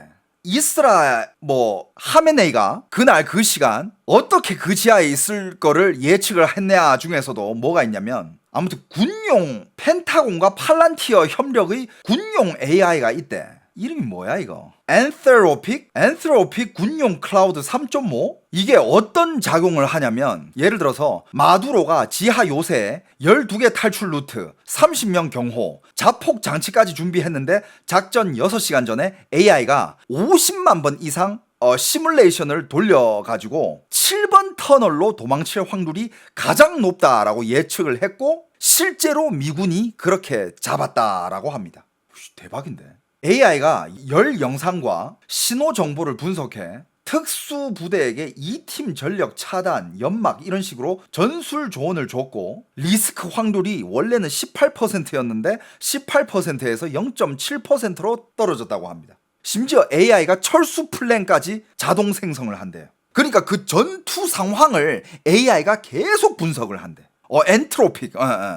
이런 AI가 또 뭘 하냐면 방공 제압 경로 최적화, 수십만 번의 시뮬레이션으로 F-35, F-15 700회 이상 출격의 침투 루트, 타격 순서, 전자전 주파수까지 최적화시킨다고 합니다. 그리고 위성, 드론, 감청, 특공 정보, 이란의 암호, 이란의 내부 통화, 이런 수많은 데이터, 인간이 못 처리하는 대량의 데이터를 AI가 통째로 받아 몇 분 안에 하메네이 행동 패턴을 확률로 예측을 한다고 합니다. 서부 방공망 붕괴 후 하메네이는 92.7% 확률로 도망 못 가고 지하 벙커에서 최고 위층 회의를 연다. 심지어 시간까지도 오전 8시 10분에서 9시 40분으로 좁혀진다. 와, 이게 말이 돼? 야, 씨. 그리고 방금 여러분들이 말한 그 엔트로픽이 발표한 보고서가 있습니다. 어떤 내용이냐면, 중국의 몇몇 AI 기업이 24,000여 개의 가짜 계정으로 1,600만 회 이상의 대화를 만들어 클라우드와 챗 GPT의 출력을 베껴갔다라고 주장을 합니다. 그러니까 칩 봉쇄로 자력 학습 이게 안 되니 훔친다라고 해석을 한 거죠. 하지만 엔트로픽에서 얘기하는 거는 중국은 클라우드 고브 같은 이런 군용 경리망 AI에는 접근을 할 수 없고 민간 데이터만 훔친다고 말합니다. 야, 이런 데이터 없이는 미국이랑 뭐 어떻게 할 수가 없잖아. 이런 것들이 지금 이제 다 기사로 나왔고 분석적으로 이런 게 나왔잖아요. 이게 미국이 전쟁하는 스타일이다. 그럼 시진핑은 그걸 보면서 이제 고민해야지. 내 옆에 과연 미국 스파이가 있는지, 걔네들이 나를 감시를 하고 있는지, 내가 얼마나 깊숙이 숨어야 내가 안전할지. 와, 이거는 아무튼 그렇다고 해요. 근데 뭐니 해도 뭐 그런 걸 다 떠나가지고 제일 충격받은 거는 중국이 자신있게 이렇게 이란에게 수출을 해줬던 그 방공 시스템, 방공 레이더들이 고철로 변했다는 거. 그럼 중국에서도 지금 뭐 중국 내부에 그런 방공 시스템을 많이 세워놨을 거 아니야. 혹시 뭐 미국이 침투할 수도 있으니까 뭐 그런 걸 방어하기 위해 가지고 이것저것 세워놨을 거 아니야. 근데 그 뜻은 즉 진짜 전쟁 시기가 되면 절대 도움을 못 준다라는 게 요번에 증명이 됐고, 그렇다고 나중에 뭐 진짜 전쟁을 시작하면 러시아가 또 중국을 편들어 줄까? 러시아가 뭐 중국이랑 같이 싸워줄까? 러시아는 절대 안 그럴 것 같아. 그리고 러시아는 지금도 병력 부족해가지고 그러고 있는데, 그러니까 결국에는 미국도 이런 걸 다 알 거 아니에요. 중국한테 어느 정도 보여주면서 니들 알아서 해 라는 이런 메시지도 있다고 봐요. 중국에서 베이징에서 이걸 보면서 느끼는 바가 없을까? 야, 이건 진짜 우리가 우리 다시 덩샤오핑 이야기를 들을까? 우리 시진핑만 끄집어내리면 우리 다 평화롭지 않을까? 이런 생각 안 할까요? 왜냐하면 이런 독재 체제는 딱 그래. 예를 들어서 독재 체제 안에서 공산당 내부에서 시진핑만 딱 이렇게 숙청시켜가지고 미국한테는 이렇게 얘기하는 거지. 다 걔가 진행한 거야. 우리는 그럴 뜻이 없었어. 이거 다 시진핑 탓이야. 우리는 미국이랑 맞설 생각이 없었다니까. 이런 생각을 중국 군부나 공산당 간부 위에서 여러 세력들이 이런 생각을 하고 있지 않을까. 근데 또 시진핑은 그런 생각을 하는 사람이 있을까봐 사람들을 다 숙청하고 있죠. 피곤하다 진짜. 어우 피곤하다.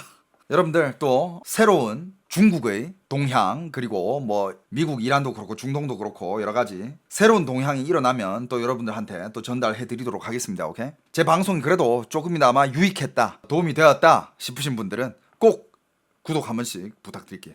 두바이에 갑부들이 다 빠져나가서 유령 도시 됐다고요? 지금 기사들이 많이 쏟아져 나오고 있죠. 일부 부자들은 두바이에서 지금 나가가지고 두바이가 지금 유령 도시가 됐다.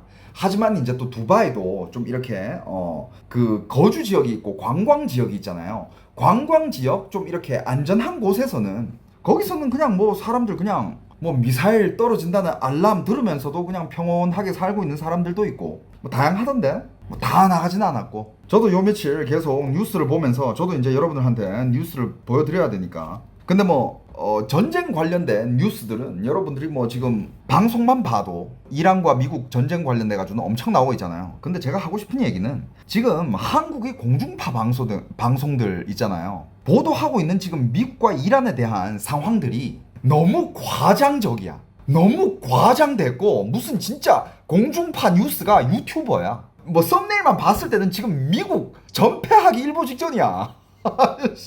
안 그래요? 여러분들 어떻게 생각합니까? 야, 썸네일만 봐서는 지금 미국이 이란한테 지기 일보 직전이에요 지금.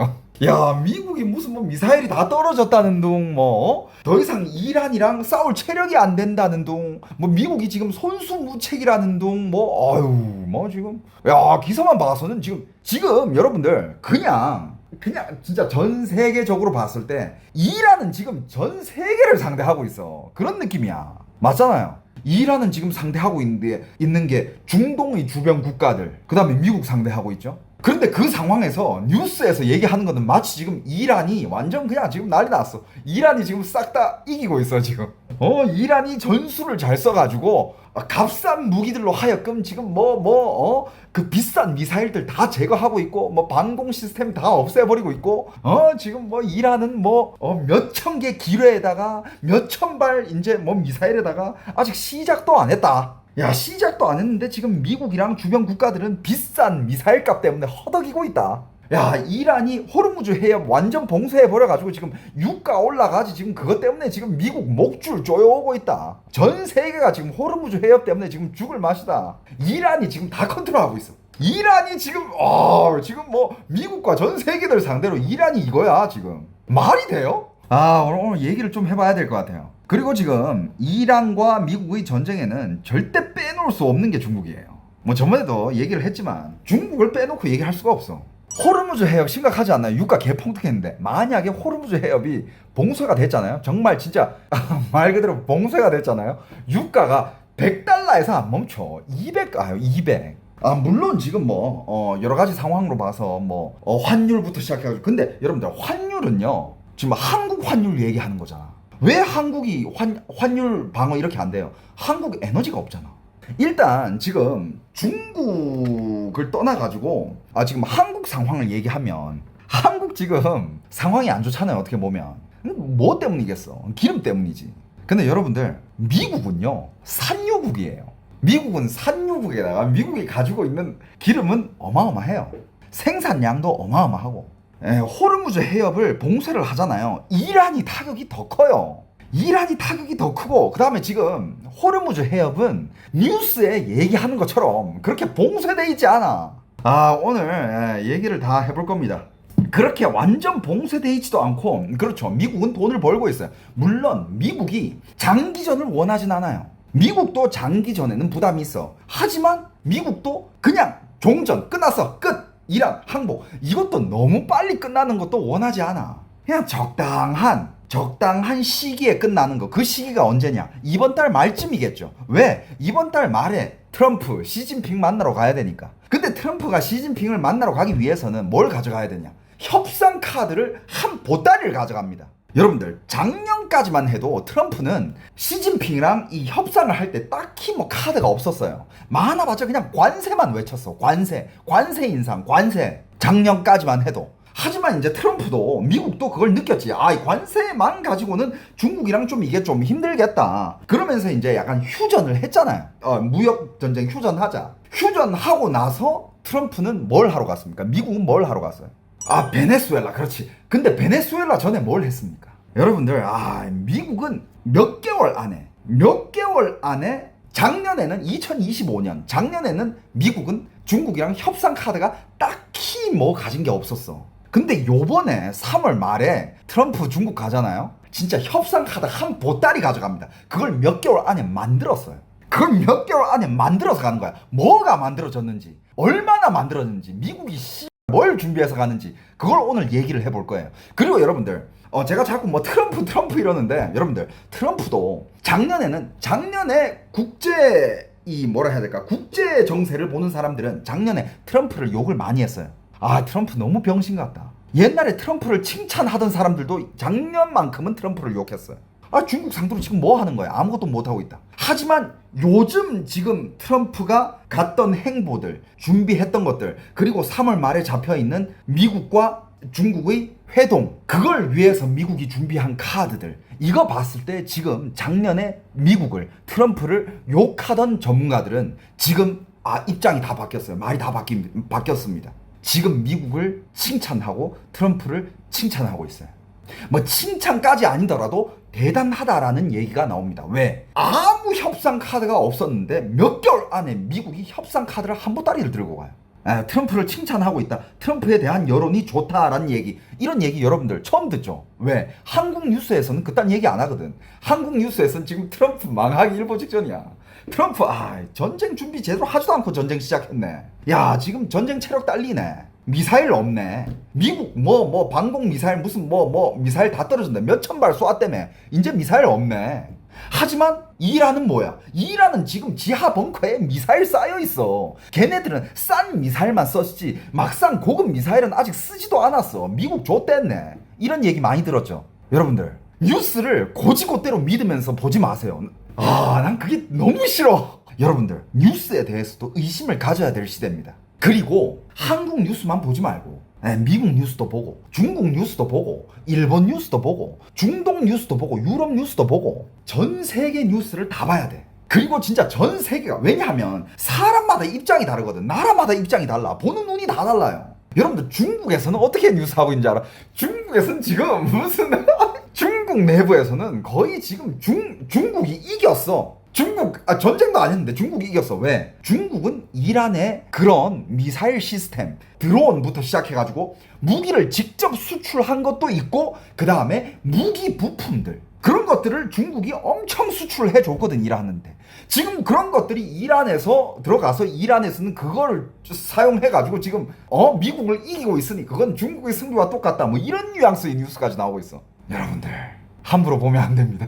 뉴스도 어떤 뉴스도 의심을 가지고 보세요. 반박을 하세요. 호르무즈 해협 막혔어요? 여러분들 호르무즈 해협 막혔으면요 유가 100달러에서 안 끝나요. 그리고 여러분들 거기가 막히잖아. 어디가 더 빨리 망할 것 같아? 미국이 빨리 망할 것 같아요? 이란이 빨리 망할 것 같아? 이란은 며칠 못 버텨요, 거기 막히면. 그리고 여러분들 거기 막혀가지고 지금 거기 뭐 원유들 못 지나가고 있습니까? 여러분들 이런 기사가 있습니다. 이란이 해협을 봉쇄하고 나서도 이란은 원유를 아주 비밀스럽게 해외로 수출을 하고 있어요. 이게 오늘이 3월, 지금 제가 이 뉴스를 하고 있는 이게 3월 13일이잖아요. 여러분들 한 3월 10일 기준으로 이란에서 몰래 수출된 원유가 2천만 배럴이 넘는다라는 얘기가 있어요.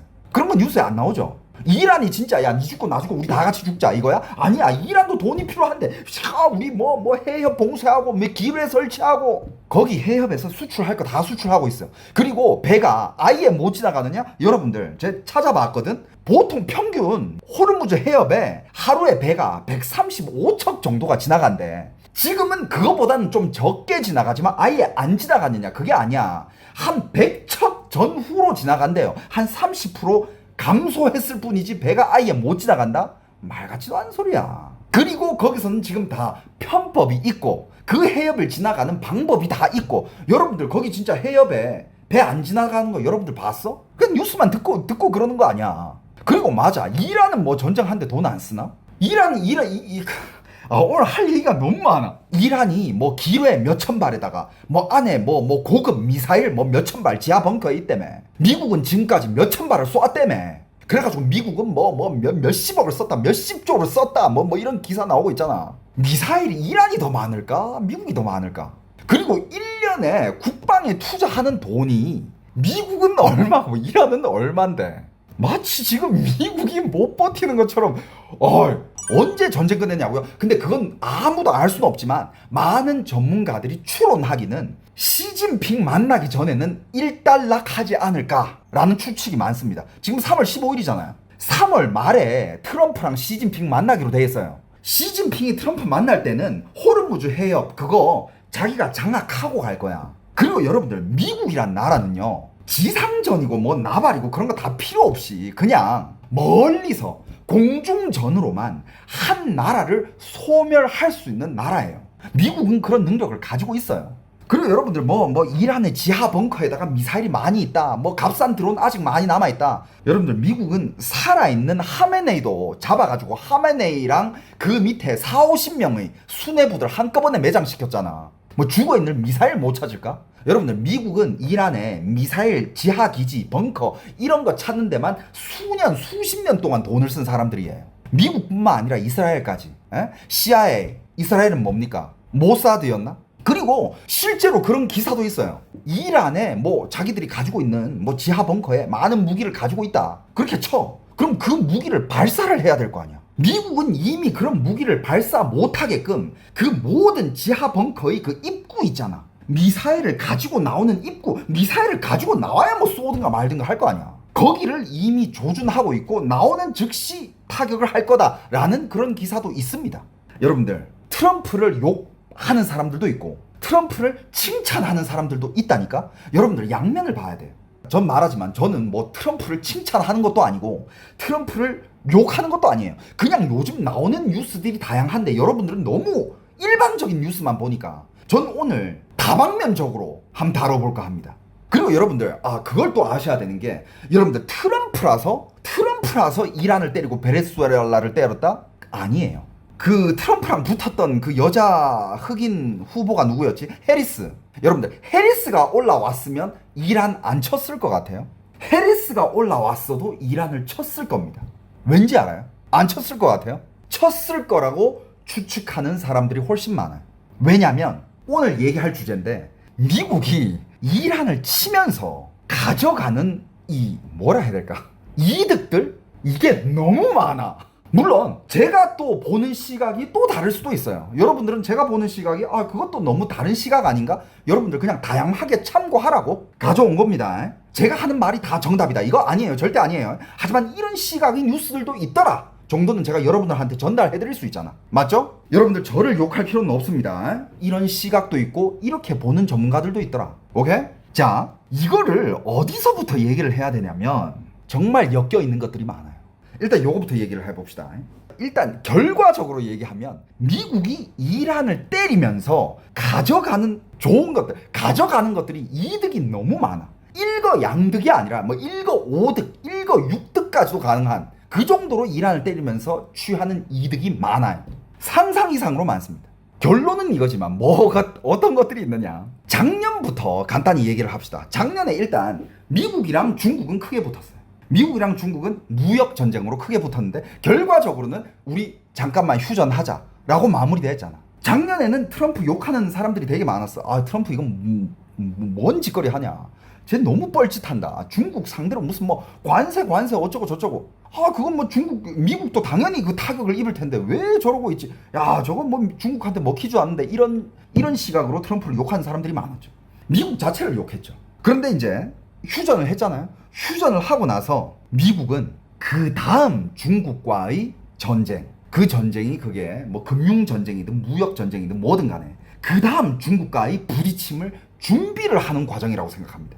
지금까지 모두가 다 중국이랑의 무역 전쟁이 어느 정도 일단락되고 미국이 제일 먼저 한 게 뭡니까? 미국이 제일 먼저 한 거는 약 100억을 씁니다. 100억을 써가지고 뭘 하느냐. 작년 연말에 여러분들 미국은 100억을 투자해가지고 미군들한테 뭘 뿌렸느냐. 스테이크와 랍스타를 미친듯이 뿌립니다. 그때 기사 보신 분들 있을 거예요. 그러면 이제 미군들이 랍스타 먹고 스테이크 먹고 맞아. 작년 연말에 그 영상 올라왔는 거 여러분들 기억하시죠? 그죠? 해시태그 랍스타, 해시태그 스테이크, 미군들 막 인증샷 찍어 올리고. 그런데 거기서 이제 사람들이 뭘 얘기를 했어. 미군들이 저렇게 좋은 음식을 먹는 거는 이거 뭐다? 야 이거 전쟁이다. 이거 뭔가 큰 임무 수행 나간다. 그러면서 미군이 전쟁하고 전 세계가 미국이 뭔가를 하려나 보다. 그때부터 있었던 게 베네수엘라, 마두로 인형 뽑기도 있었고 그 다음에 이제 이란 1차 벙커버스터 타격도 있었고 이런 것들이 있었죠. 그죠? 그러면서 미국은 이제 중국과의 협상 카드를 한 개씩 만들어가기 시작합니다. 저번 중국, 이란, 미국 관련 영상에서 말씀드렸는데 중국은요 쓰는 석유 중에 70%가 외국 수입이에요. 맞죠? 그 중에서 제일 많이 수입하는 나라가 1위가 베네수엘라고 2위가 이란이에요. 그리고 그 나머지 중동 나라에서도 중동에서도 수입하는 원유가 엄청 많습니다. 중국에서 사우디도 수입하고 중동 전체에서 다 수입해요. 근데 호르무즈 해협이 막힌다? 중국이 아마 엄청 큰 타격을 입을 겁니다. 어떻게 보면 이란도 그렇고 베네수엘라도 그렇고 중국의 오른팔 왼팔 그런 느낌이었어. 근데 지금 그걸 다 잘라내고 있잖아요. 근데 지금 그 호르무즈 해협에서 이런 얘기가 있습니다.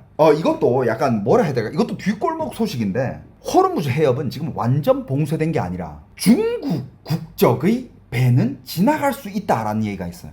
그리고 기뢰를 뭐 기사에 나오잖아. 호르무즈 해협의 기뢰가 그러니까 수중의 바다 안의 지뢰 같은 거 그 기뢰를 이란에서 심었다라고 하는데 이란에서 가지고 있는 기뢰가 2,000개? 4,000개인가 2,000개인가 아무튼 그 정도 몇천 개 가지고 있다 그랬어. 근데 기뢰를 설치했다라는 거는 10몇 개 설치했다라는 기사가 나왔어요.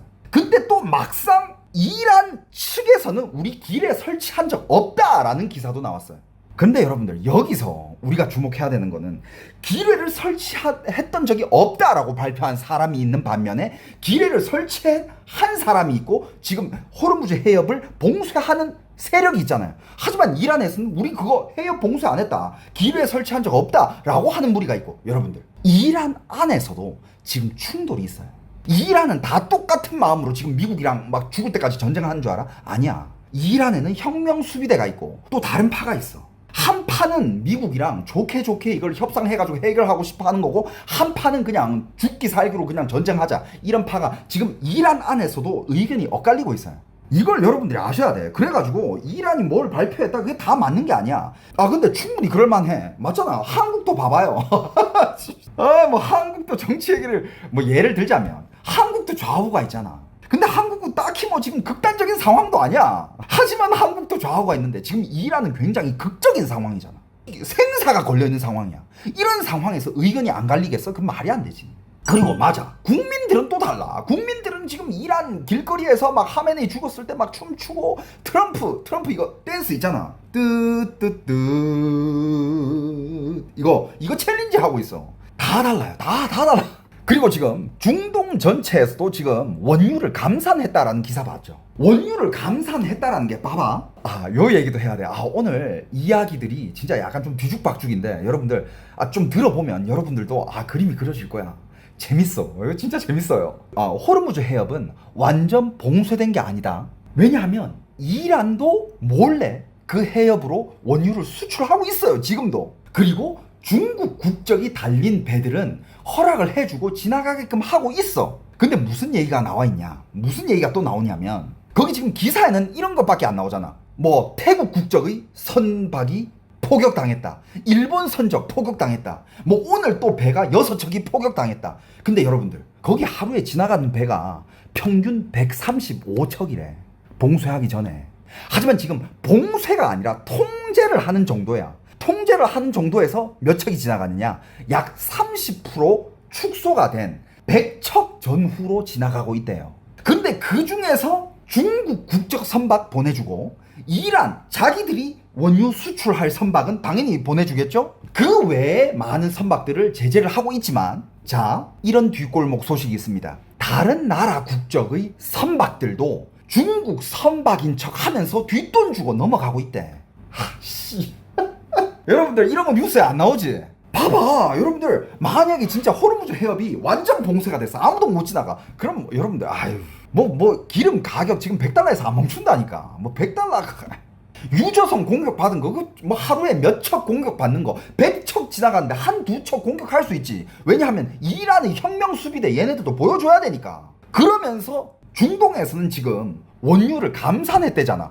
저기 봉쇄됐으니까 야 우리 수출도 못하는데 우리 다 같이 감산하자. 진짜 수출 못해서 감산하는 걸까? 아니야. 지들끼리 단합해가지고 야 이참에 우리 기름 가격 좀 올리자. 우리 돈 좀 벌자. 그런 면도 있다라는 거. 그리고 여러분들 중동만 기름 만들어요? 기름 이렇게 파네요? 여러분들 미국도 최대 산유국 중에 한 개야.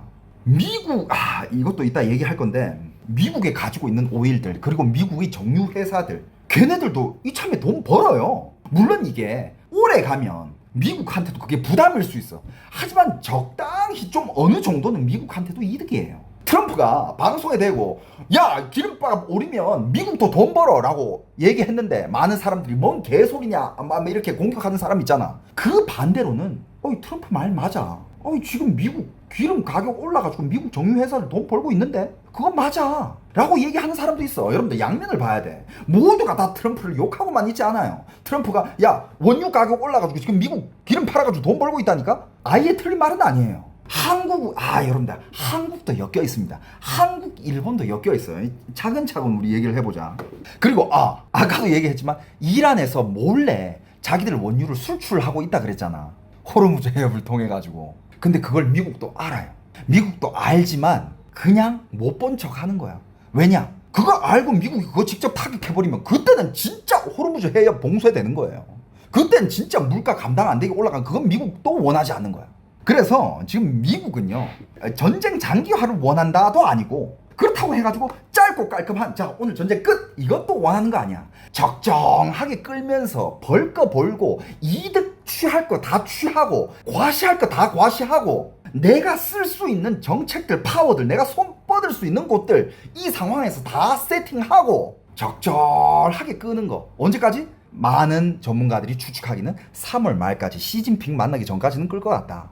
자, 미국이 그러면 이렇게 끌면서 미국이 어떤 좋은 점을 가지고 가길래 이렇게 끄느냐. 자, 한번 봅시다. 1거 양득 아니라 1거 5득, 1거 6득, 1거 7득. 일단 에너지 패권 측면에서는 자, 지금 전쟁으로 호르무즈 해협 물동량과 중동 에너지 수출이 크게 흔들리면서 글로벌 유가와 가스 가격이 급등했고 미국은 그 와중에 전략 비축유 방출까지 꺼내들었죠. 총 4억 배럴인가? 근데 그 중에서 미국이 내는 거는 1억 7천 배럴. 그 다음에 다른 나라에서도 다 같이 이렇게 합쳐가지고 4억이죠, 그죠? 자, 이 상황에서 미국은 자국 생산 능력과 비축유, 금융 시스템까지 동원해 충격을 흡수할 수 있지만 유럽과 아시아는 훨씬 더 직접적으로 타격을 받습니다. 그 중에서 타격을 제일 많이 받는 게 결과적으로 노리는 거는 중국이죠. 베네수엘라 끊겼죠? 이란 끊겼죠? 그 와중에 호르무즈 해협 거기 싹 다 끊기면 모든 중동의 원유 다 끊기죠? 러시아에서 가는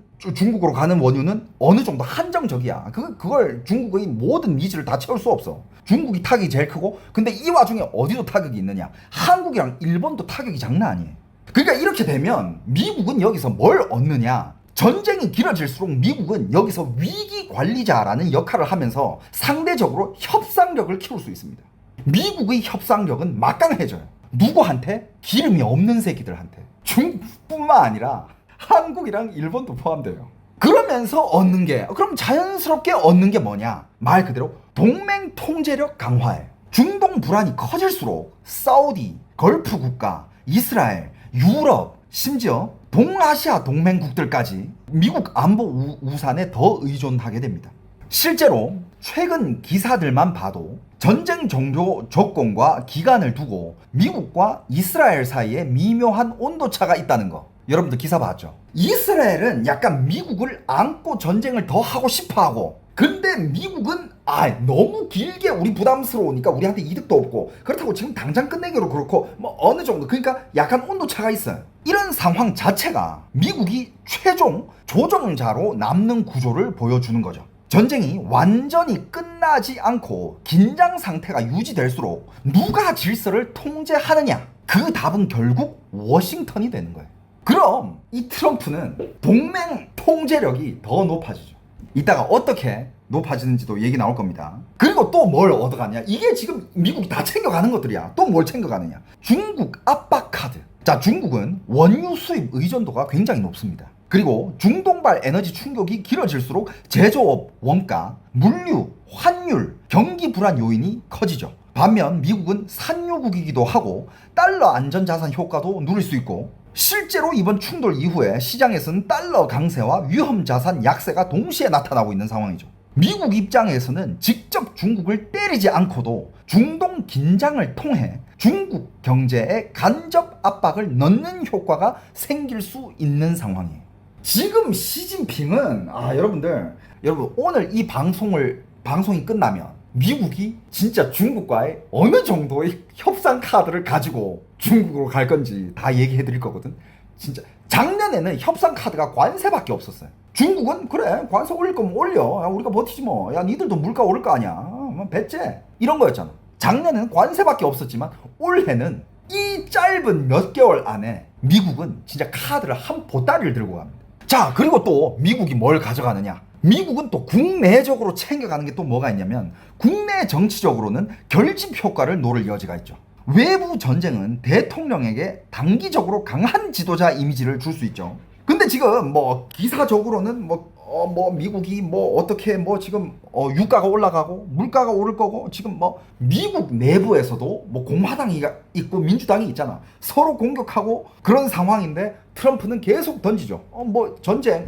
트럼프가 말했잖아요. 전쟁은 내가 끝내고 싶을 때 끝낸다. 이 얘기를 하고 있고 그 다음에 지금 유가가 오르는 게 미국한테 완전 나쁜 소식만은 아니다. 미국도 그것 때문에 돈을 벌고 있다 라고 얘기를 했고 이런 것들을 얘기하는데 그게 다 완전 거짓말이다 라고 얘기는 할 수 없어요. 그러니까 다시 말해서는 백악관 입장에서도 전쟁을 계속 끌고 갈 이유도 없고 그렇다고 지금 당장 끝낼 이유도 없고 그냥 적당한 시기에 끝낼 거다라고 보는 거죠. 많은 전문가들이. 그때는 이제 트럼프 말하잖아요. 내가 끝내고 싶을 때 끝낸다. 근데 여러분들 트럼프를 잘 아셔야 되는 게 트럼프가 만약에 이런 말을 했을 때 예를 들어서 우리가 전쟁을 끝내고 싶을 때 끝낸다라고 얘기를 했는데 진짜 때가 돼가지고 전쟁이 안 끝나잖아요. 그럼 트럼프 개쪽당하는 거잖아. 그냥 무너지는 거예요. 그대로 그냥 완전 미국이라는 이 나라의 전 세계 평판은 완전 그냥 꼬라박는 거지. 어느 정도 이게 좀 자신이 없이는 그런 얘기를 함부로 할 수가 없어요. 그러니까 지금 미국은 뭐 말로는 근데 말로는 또 그렇게 해야 돼. 전쟁 곧 끝난다. 야, 오늘 끝날 거야. 내일 끝날 거야. 모레 끝날 거야. 곧 끝날 거야. 왜 이렇게 얘기를 해야 되냐? 시장은 또 달래줘야 되거든. 트럼프가 만약에 야, 전쟁 당분간 안 끝나. 내가 끌 거야. 이러면 야, 주식시장이 어떻게 반응하겠어? 그건 또 달래줘야 되거든. 거기도 지금 바빠. 야, 주식시장 달래줘야 되지. 적당히 끌고 가면서 자기가 돈 벌 건 또 다 챙겨야 되지. 중국도 제재해야 되지. 바빠. 아무튼 그래가지고 이제 이렇게 얘기를 내놓은 상태에서 나중에 진짜 이게 종전이 돼. 예를 들어서 트럼프가 시진핑 만나기 전에 진짜 종전을 시켜버렸어. 어떻게 해서든. 미국은 어떻게 해서든 그걸 종전을 시키겠죠. 예를 들어서 그렇게 종전을 시켜버렸다. 그러면 그때 이제 트럼프는 봐라. 내가 종전하고 싶을 때 종전 시킨다 하지 않았냐. 막아 이렇게 딱 외치면 또 트럼프 지지율 확 또 그런 그림을 그리고 있을 거야. 자, 그리고 또 여기서 뭘 통제를 하느냐. 여기서 또 미국이 가져가는 게 또 뭐가 있냐면 여기 또 중국이 등장해요. 2024년에 여러분들 중국의 국책 중에 한 개가 뭐냐. 물론 이거를 중국이 직접적으로 발표하지 않았지만 중국도 무기 수출국인 건 아시죠? 그리고 중국의 무기 수출량은 탑5 안에 들어요. 하지만 중국의 국책 중에 한 개가 2024년에 비스꾸리하게 발표한 국책 중에 한 개가 중국은 향후로 미국을 제끼고 최대의 무기 수출국이 될 것이다 라는 뉘앙스가 담겨져 있습니다. 근데 물론 그게 지금 당장은 말이 안 돼요. 지금 무기를 제일 많이 수출하는 나라는 미국이야. 미국이 시장 점유율이 제일 어마어마하고 그 다음에 프랑스 있고 또 이탈리 있고 러시아 있고 중국은 몇 프로밖에 차지를 안 해. 하지만 중국은 중국만이 만들 수 있는 또 시장이 있거든.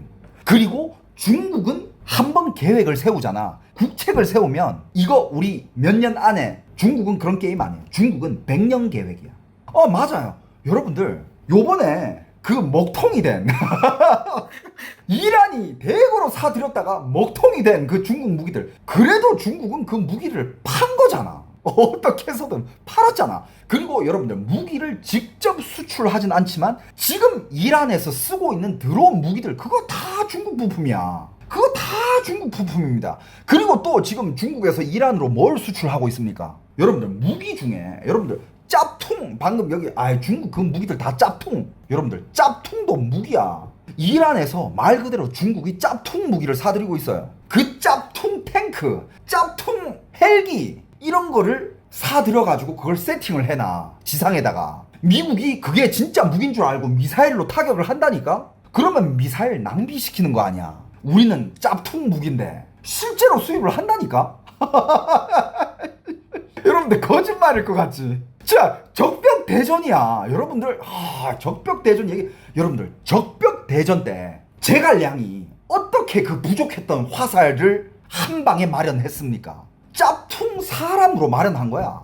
짭퉁 사람을 배에다가 실어가지고 안개 껴있을 때 그 배를 딱 보냈더니 진짜 병사가 온 줄 알고 상대 측에서 화살을 겁나 쏘았잖아. 근데 알고 보니까 그 인간들 다 짭퉁이었어. 그래가지고 그 배가 다시 돌아왔을 때는 그 수십만 필요했던 화살들이 한 방에 다 마련이 된 거야.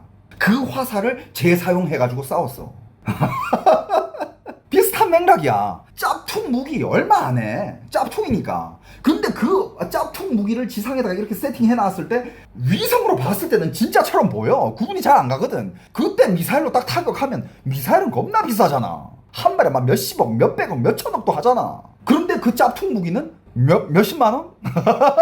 몇백만 원? 몇백만 원으로 몇백억 바꾼 거야. 개이득이지. 그것도 여러분들 전술이에요. 여러분들 이런 얘기는 솔직히 이런 얘기는 공중파 뉴스에서는 못 나오는 얘기야. 그렇잖아요.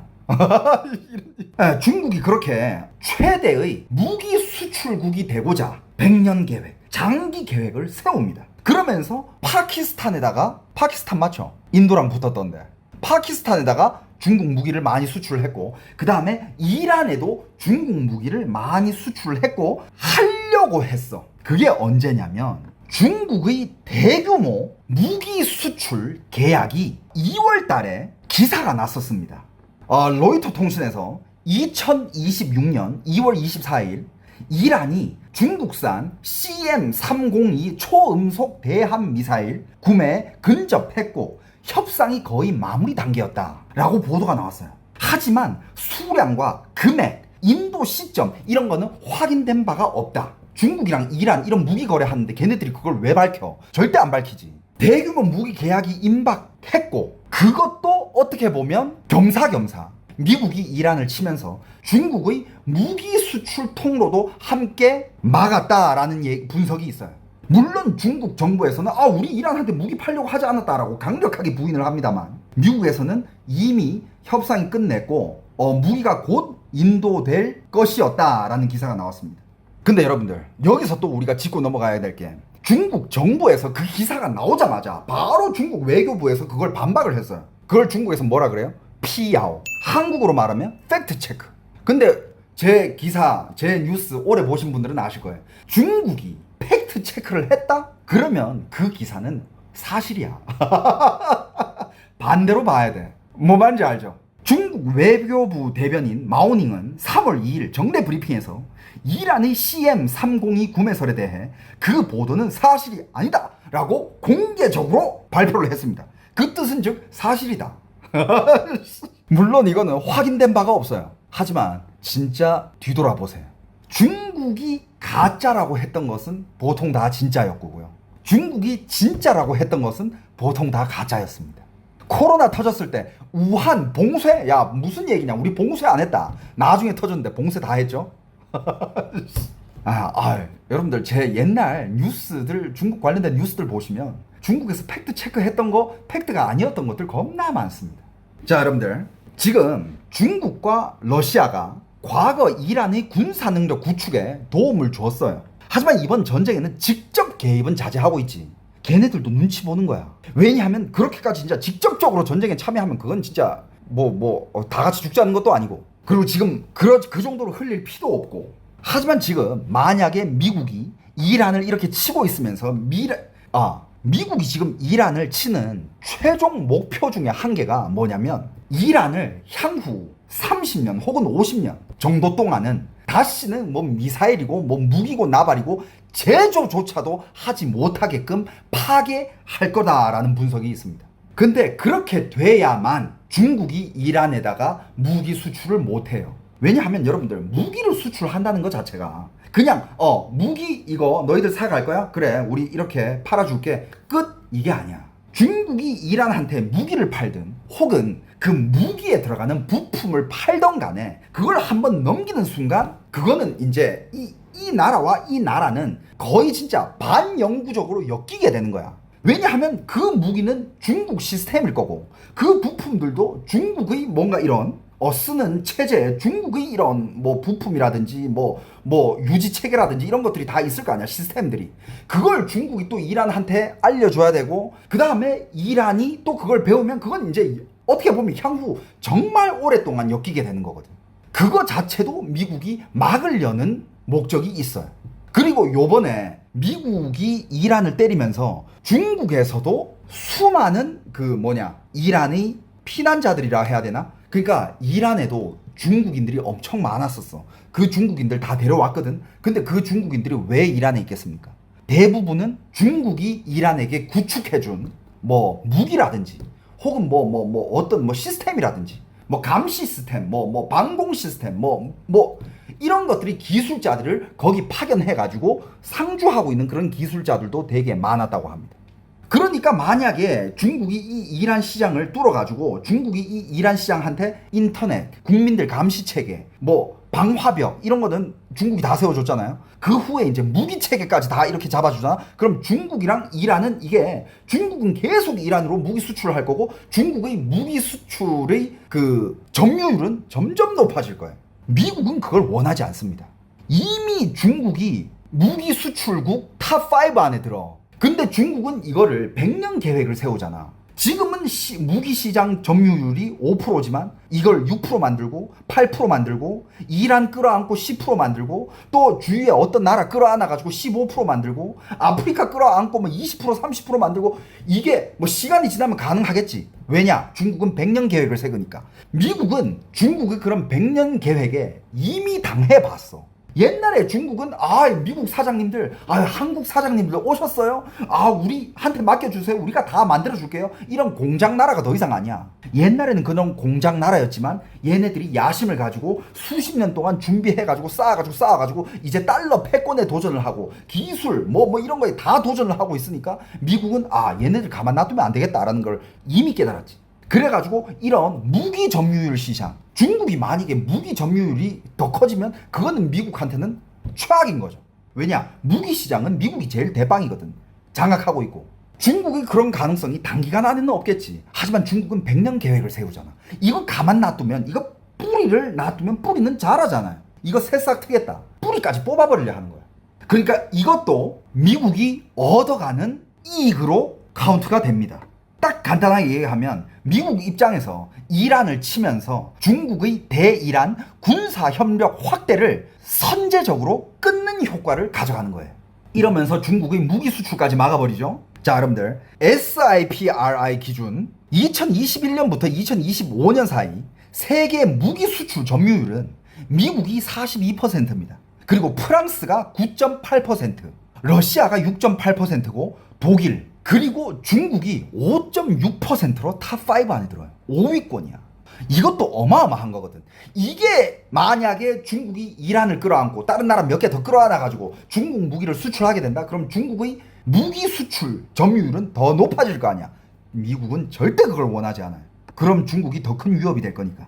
그런데 중국이 무기 수출하는 구조가 어떤 거냐면 중국 무기 수출의 77%가 아시아랑 오세아니아, 그 중에서 61%가 파키스탄 한 나라에 집중되어 있어요. 그 뜻은 즉 뭐냐? 그 뜻은 즉 중국이 파키스탄을 끌어안으면서 딱 이렇게 무기 수출을 하기 시작하니까 파키스탄에서 어마어마한 중국 무기를 수입하잖아요. 파키스탄의 61% 제일 많이 수출하는데 요거 나라 한 개 끌어안았는데 이미 시장 점유율 5%대야. 물론 그 주변에 조금씩 이렇게 수출을 하겠죠. 근데 만약에 중국이 이란까지 끌어안고 무기 전체 시스템 자체를 구축해주면서 모든 무기를 다 수출해주게 된다? 그러면 중국의 시장 점유율은 더 높아질 거 아니에요. 이렇게 크게 놔두면 나중에는 미국한테 큰 위협이 된다. 이 판단도 있었고 이거를 제재하려는 목적도 있다 이거죠. 그러니까 미국 입장에서는 그게 단순한 장사가 아니라 안보 블록 침투로 보이는 거죠. 근데 여기 많은 분들이 그 중국 무기 요번에 이란에 레이더 작동도 못하고 뭐 방공 미사일 한 발도 안 나가고 야 그걸 누가 사겠냐라고 하는데 그런 것들은 중국이 잘 못 만드는 것들이에요. 그러니까 그런 걸 잘 만들지도 못하는 거를 이란한테 판매를 한 거야. 이란이 얼마나 속이 뒤집어졌겠어 이번에. 그 새끼들 하면서. 그런데 여러분들 중국이 요게 강한 게 있어요. 인정할 건 인정해야 돼. 뭐냐면 미국이 수출을 꺼려하는 그런 분야가 있어. 그게 뭐냐? 대표적인 게 드론, 그 다음에 일부 미사일, 방공체계, 그 다음에 가격 경쟁형 장비. 미국이 만들면 비싸. 당연히 비싸지. 근데 중국은 그걸 싸게 만든다니까? 근데 싸게 만들어서 작동이 안 되는 애들도 있지만 드론 같은 경우에는 지금 이란이 아주 잘 쓰고 있잖아. 그거 다 중국산 부품이야. 이런 것들은 중국의 강점이다 이거죠. 요런 틈새 시장. 안 그래도 요즘 대세가 드론 전인데. 그러니까 비싸가지고 미국산 무기를 못 사는 나라 입장에서는 야 중국산 드론 저거 되게 유용하다. 싼데 폭격력 장난 아니야. 그런 나라들이 이제 중국한테 방리담회로 드론 미사일이라든지 아니면 싼 미사일 가격 싸게 뽑을 수 있는 그런 무기들을 수입을 할 수 있겠죠. 근데 그거는 중국 입장에서는 그냥 팔고 끝? 아니지. 중국은 이 기회를 그냥 놓치지 않죠. 그래 우리가 이거 드론이랑 이런 거 팔면서 이런 거 팔려면 니들이 바로 팔기는 얼마든지 팔지만 니들이 그런 거 가져갔을 때 바로 쓸 수 있느냐? 그건 니들 못 쓴다니까. 우리 기술자들이 가야 돼. 우리 기술자들이 가서 니들 기술자들한테 기술 전수를 해주고 우리 기술자가 가서 시스템까지 다 이렇게 만들어주고 이런 거를 우리가 다 구축을 해줘야 돼. 그러면 중국 입장에서는 그건 무기만 파는 거냐? 아니야. 전체 무기 체계를 다 파는 거야. 그러면 그 나라랑 자연스럽게 동맹이 돼. 왜? 그 나라가 중국에서 사온 무기 가지고 중국을 치진 않을 거 아니야. 그러면서 또 중국이 좋아하는 백도어 딱 몇 개 심어주고. 미국이 제일 신경 쓰이는 게 중국산 무기와 중국산 이런 부품, 기술, 그 다음에 이중용도 물자 이런 것들이 이란 같은 제재 대상국 혹은 미국과 각을 세우는 세력으로 흘러 들어가는 것, 이거를 미국은 사전부터 막으려고 그래. 왜? 중국의 100년 계획의 그 무서움을 알고 있으니까. 아예 뿌리부터 처음부터 뽑아야 된다. 실제로 여러분들 이것도 제가 작년에 다뤘던 것 같은데 2025년 중국의 홍콩 소재 업체들이 이란의 드론과 탄도미사일 조달망에 관여했다며 연속 제재를 걸었던 적이 있습니다. 이것도 기사가 났었어요. 그럼 이제 이란은 미국의 우방국까진 안 되더라도 향후 30년 혹은 50년 그 정도까지는 아무것도 못한 나라로, 그러니까 위협 자체가 안 되는 나라도, 즉 아무 무기도 생산할 능력이 없는 나라로 만들겠다라는 건 확실해요. 그리고 또 미국이 이란을 때리면서 가져가는 게 아까도 얘기했지만 동맹국들에 대한 뭐라 해야 될까, 그 장악력, 컨트롤하는 힘. 자, 이것도 여러분들 알아야 될 게, 요번에 이란을 때리면서 또 미국이 가져가는 또 좋은 것 중에 한 개가 뭐냐, 또 이득 중에 한 개가 뭐냐, 이란을 때리면서 한국과 일본까지 더 장악을 할 수 있어요. 이것도 이득이야. 자, 미국은 이미 한국과 일본에 대해 불만이 있는 흔적을 공개적으로 많이 보여왔죠. 그죠? 특히 트럼프 진영은 예전부터 한국과 일본이 미국 안보 우산의 혜택을 많이 보면서도 방위비와 경제 분야에서 미국에 충분히 보답하지 않는다고 보는 시각이 강했습니다. 실제로 로이터는 미국이 한국, 일본과의 관세 협상에 주한미군, 주일미군 비용 문제까지 묶어 넣으려 했다고 전했고, 트럼프는 동맹들이 미국의 보호 아래 부유해졌다는 식의 인식을 드러냈었죠. 그죠? 미국은 원래부터 어느 순간부터 한일을 완전히 만족스러운 동맹으로 보는 게 아니라 더 많이 내고 더 강하게 맞춰야 할 동맹으로 보고 있다라는 거예요. 왜냐? 한국이랑 일본이 약한 나라가 아니잖아. 여러분들, 한국과 일본은 강국이에요. 세계 강국입니다. 강국 축에 드는 나라예요. 그러니까 이제 한국이랑 일본도 이제 뭔가 이제 좀 이제 이게 되니까 약간 좀 미국의 완전 마음에 들게까지는 행동을 안 할 때가 있단 말이야. 그러니까 한국 입장에서는 족같은 거지. 하지만 지금 미국 입장에서는 지금 이란을 통해 가지고 일본이랑 한국도 살짝 좀 정신을 차리게끔 만들려 한다 이거야. 아예 뭐 대놓고 얘네들을 뭐 죽여버릴라 이게 아니라 좀, 야, 이제 니들 좀 정신이 들어? 뭐 말인지 알겠어요? 이번에 이란 전쟁은 그 요구를 높일 명분을 줘요. 그게 뭐냐면, 중동 전쟁이 커지면 미국은 전력을 여러 전장에 분산해야 하고, 그만큼 인도 태평양 동맹국들에게 이제 너희가 더 부담을 져라 라고 말하기 쉬워진다라는 거죠. 실제로 최근 로이터 보도에 따르면 중동 대응을 위해 미국 자산 일부가 한국과 일본에서 이동하는 상황이 거론됐고, 한국 정부도 미국 무기 재배치 가능성을 공개적으로 언급을 했었죠. 이건 단순 군사 이동이 아니라 미국이 한일에 한국과 일본의 자율방어 역량 확대, 비용 분담, 작전 협조를 더 강하게 요구할 수 있는 구조를 만든다는 거죠. 그리고 경제적으로도 미국은 한국과 일본을 더 강하게 묶으려는 흐름을 이미 보여주고 있는 상황입니다. 일단 얼마 전에 나온 보도만 봐도 한국 국회가 미국 전략 산업에 대한 3,500억 달러 투자 관리 법안을 통과시켰죠. 그죠? 이건 단순 투자 뉴스가 아니라 미국이 관세와 시장 접근을 지렛대로 한국 자본을 미국 전략 산업, 조선, 반도체, 에너지, AI 같은 핵심 분야로 끌어들이는 구조를 보여주는 거죠. 다시 말해 미국은 군사만이 아니라 산업, 통상, 공급망까지 한꺼번에 묶고 동맹 통제력을 높이고 있는 거예요. 이거는 일본도 마찬가지예요. 일본도 지금 때리고 있잖아. 야, 니들 투자한다는 거 그거 왜 투자 안 하냐? 빨리 투자해. 아니면 나 관세 높인다. 니들 투자한다 그랬잖아. 야, 아직 투자가 안 들어왔네. 야, 관세 높일 거야. 근데 여러분들, 관세는 관세고 이번에 이란을 때리면서 또 뭐가 있습니까? 요번에 이 호르무즈 해협 이게 통제되면서 제일 크게 흔들리고 있는 게 한국이랑 일본이에요. 물론 중국한테도 타격이 크지만 한국이랑 일본한테도 그 기름 때문에 타격을 받고 있는 거는 사실이잖아요. 일본은 뭐라 해야 될까? 일본과 한국이 이번 전쟁에서 제일 취약해요. 이유는 뭐야? 에너지 때문입니다. 로이터 통신은 아시아가 중동산 원유에 크게 의존하고 있고 이번 전쟁과 호르무즈 충격으로 가장 직접적인 타격을 받는 지역이 아시아라고 전했습니다. 이런 상황에서 미국이 에너지 안보, 해상 교통 보호, 동맹 조정의 중심에 서게 됩니다. 호르무즈 해역, 거기 막히면 니들 누구 의존할 거야? 야, 미국. 야, 우리도 산유국이야. 최대 산유국. 야, 우리 지금 가지고 있는 지금 긴급 비축만 4억 배럴에 유통되고 있는 게 4억 배럴이고 이미 완제품 16억 배럴입니다. 미국 그만큼 가지고 있어요. 제가 검색을 해봤어요. 그 수치를. 이거는 미국 입장에서 이거를 막 갖다 쓰는 게 아니야.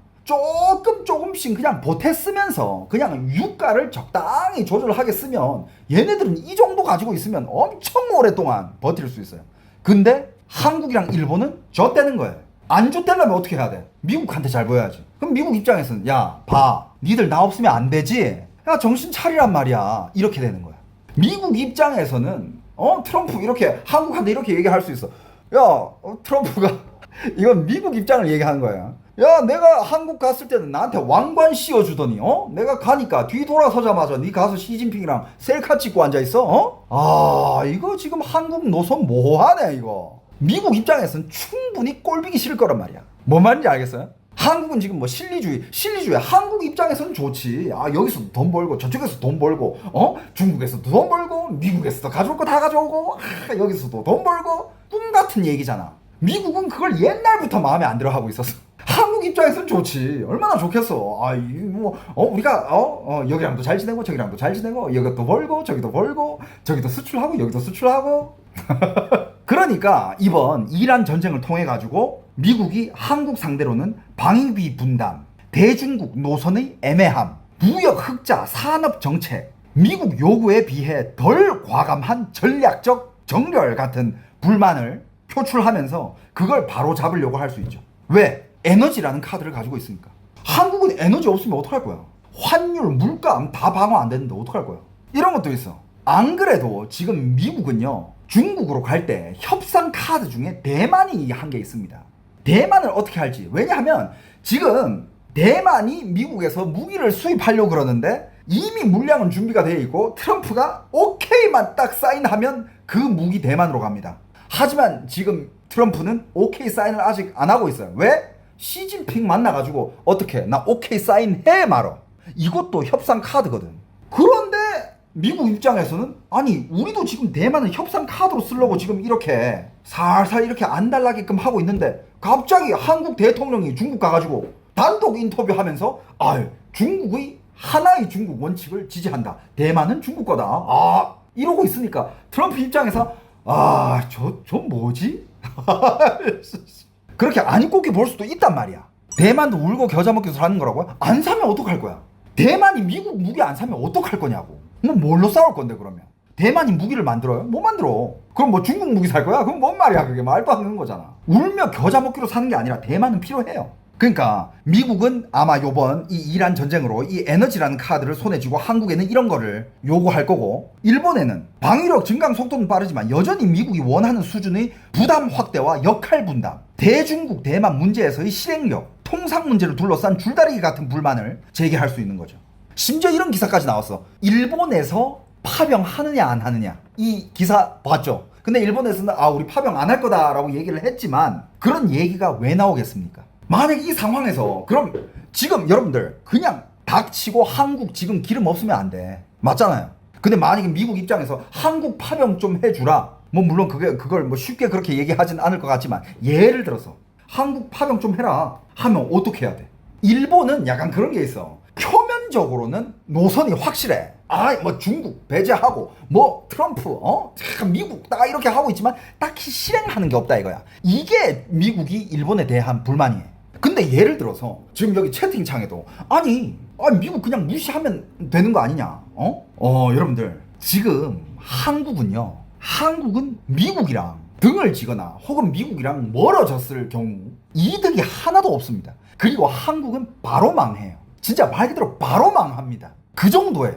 이건 너무 오바 아니야? 한국이 그 정도는 아니지. 여러분들 한번 들어보세요. 자, 이따가 나올 겁니다. 그러니까 지금 이 상황은 미국은 지금 이란만 때리고 있는 게 아니라 이란을 때리면서 자기가 가져갈 수 있는 지금 이미 몇 개야 이거? 이득 1개, 2개, 3개, 4개, 5개, 6개 이득을 다 취하고 있는 거야. 그러니 이런 얘기가 나와요. 미국은 이거 이란을 안 때릴 수가 없었다. 트럼프가 아니고 바이든이 왔어도 때릴 수밖에 없었다. 왜? 미국한테 이득이 너무 크니까.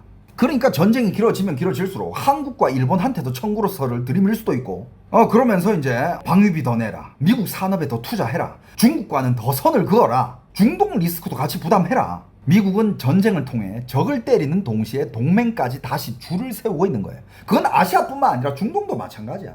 유럽도 마찬가지고.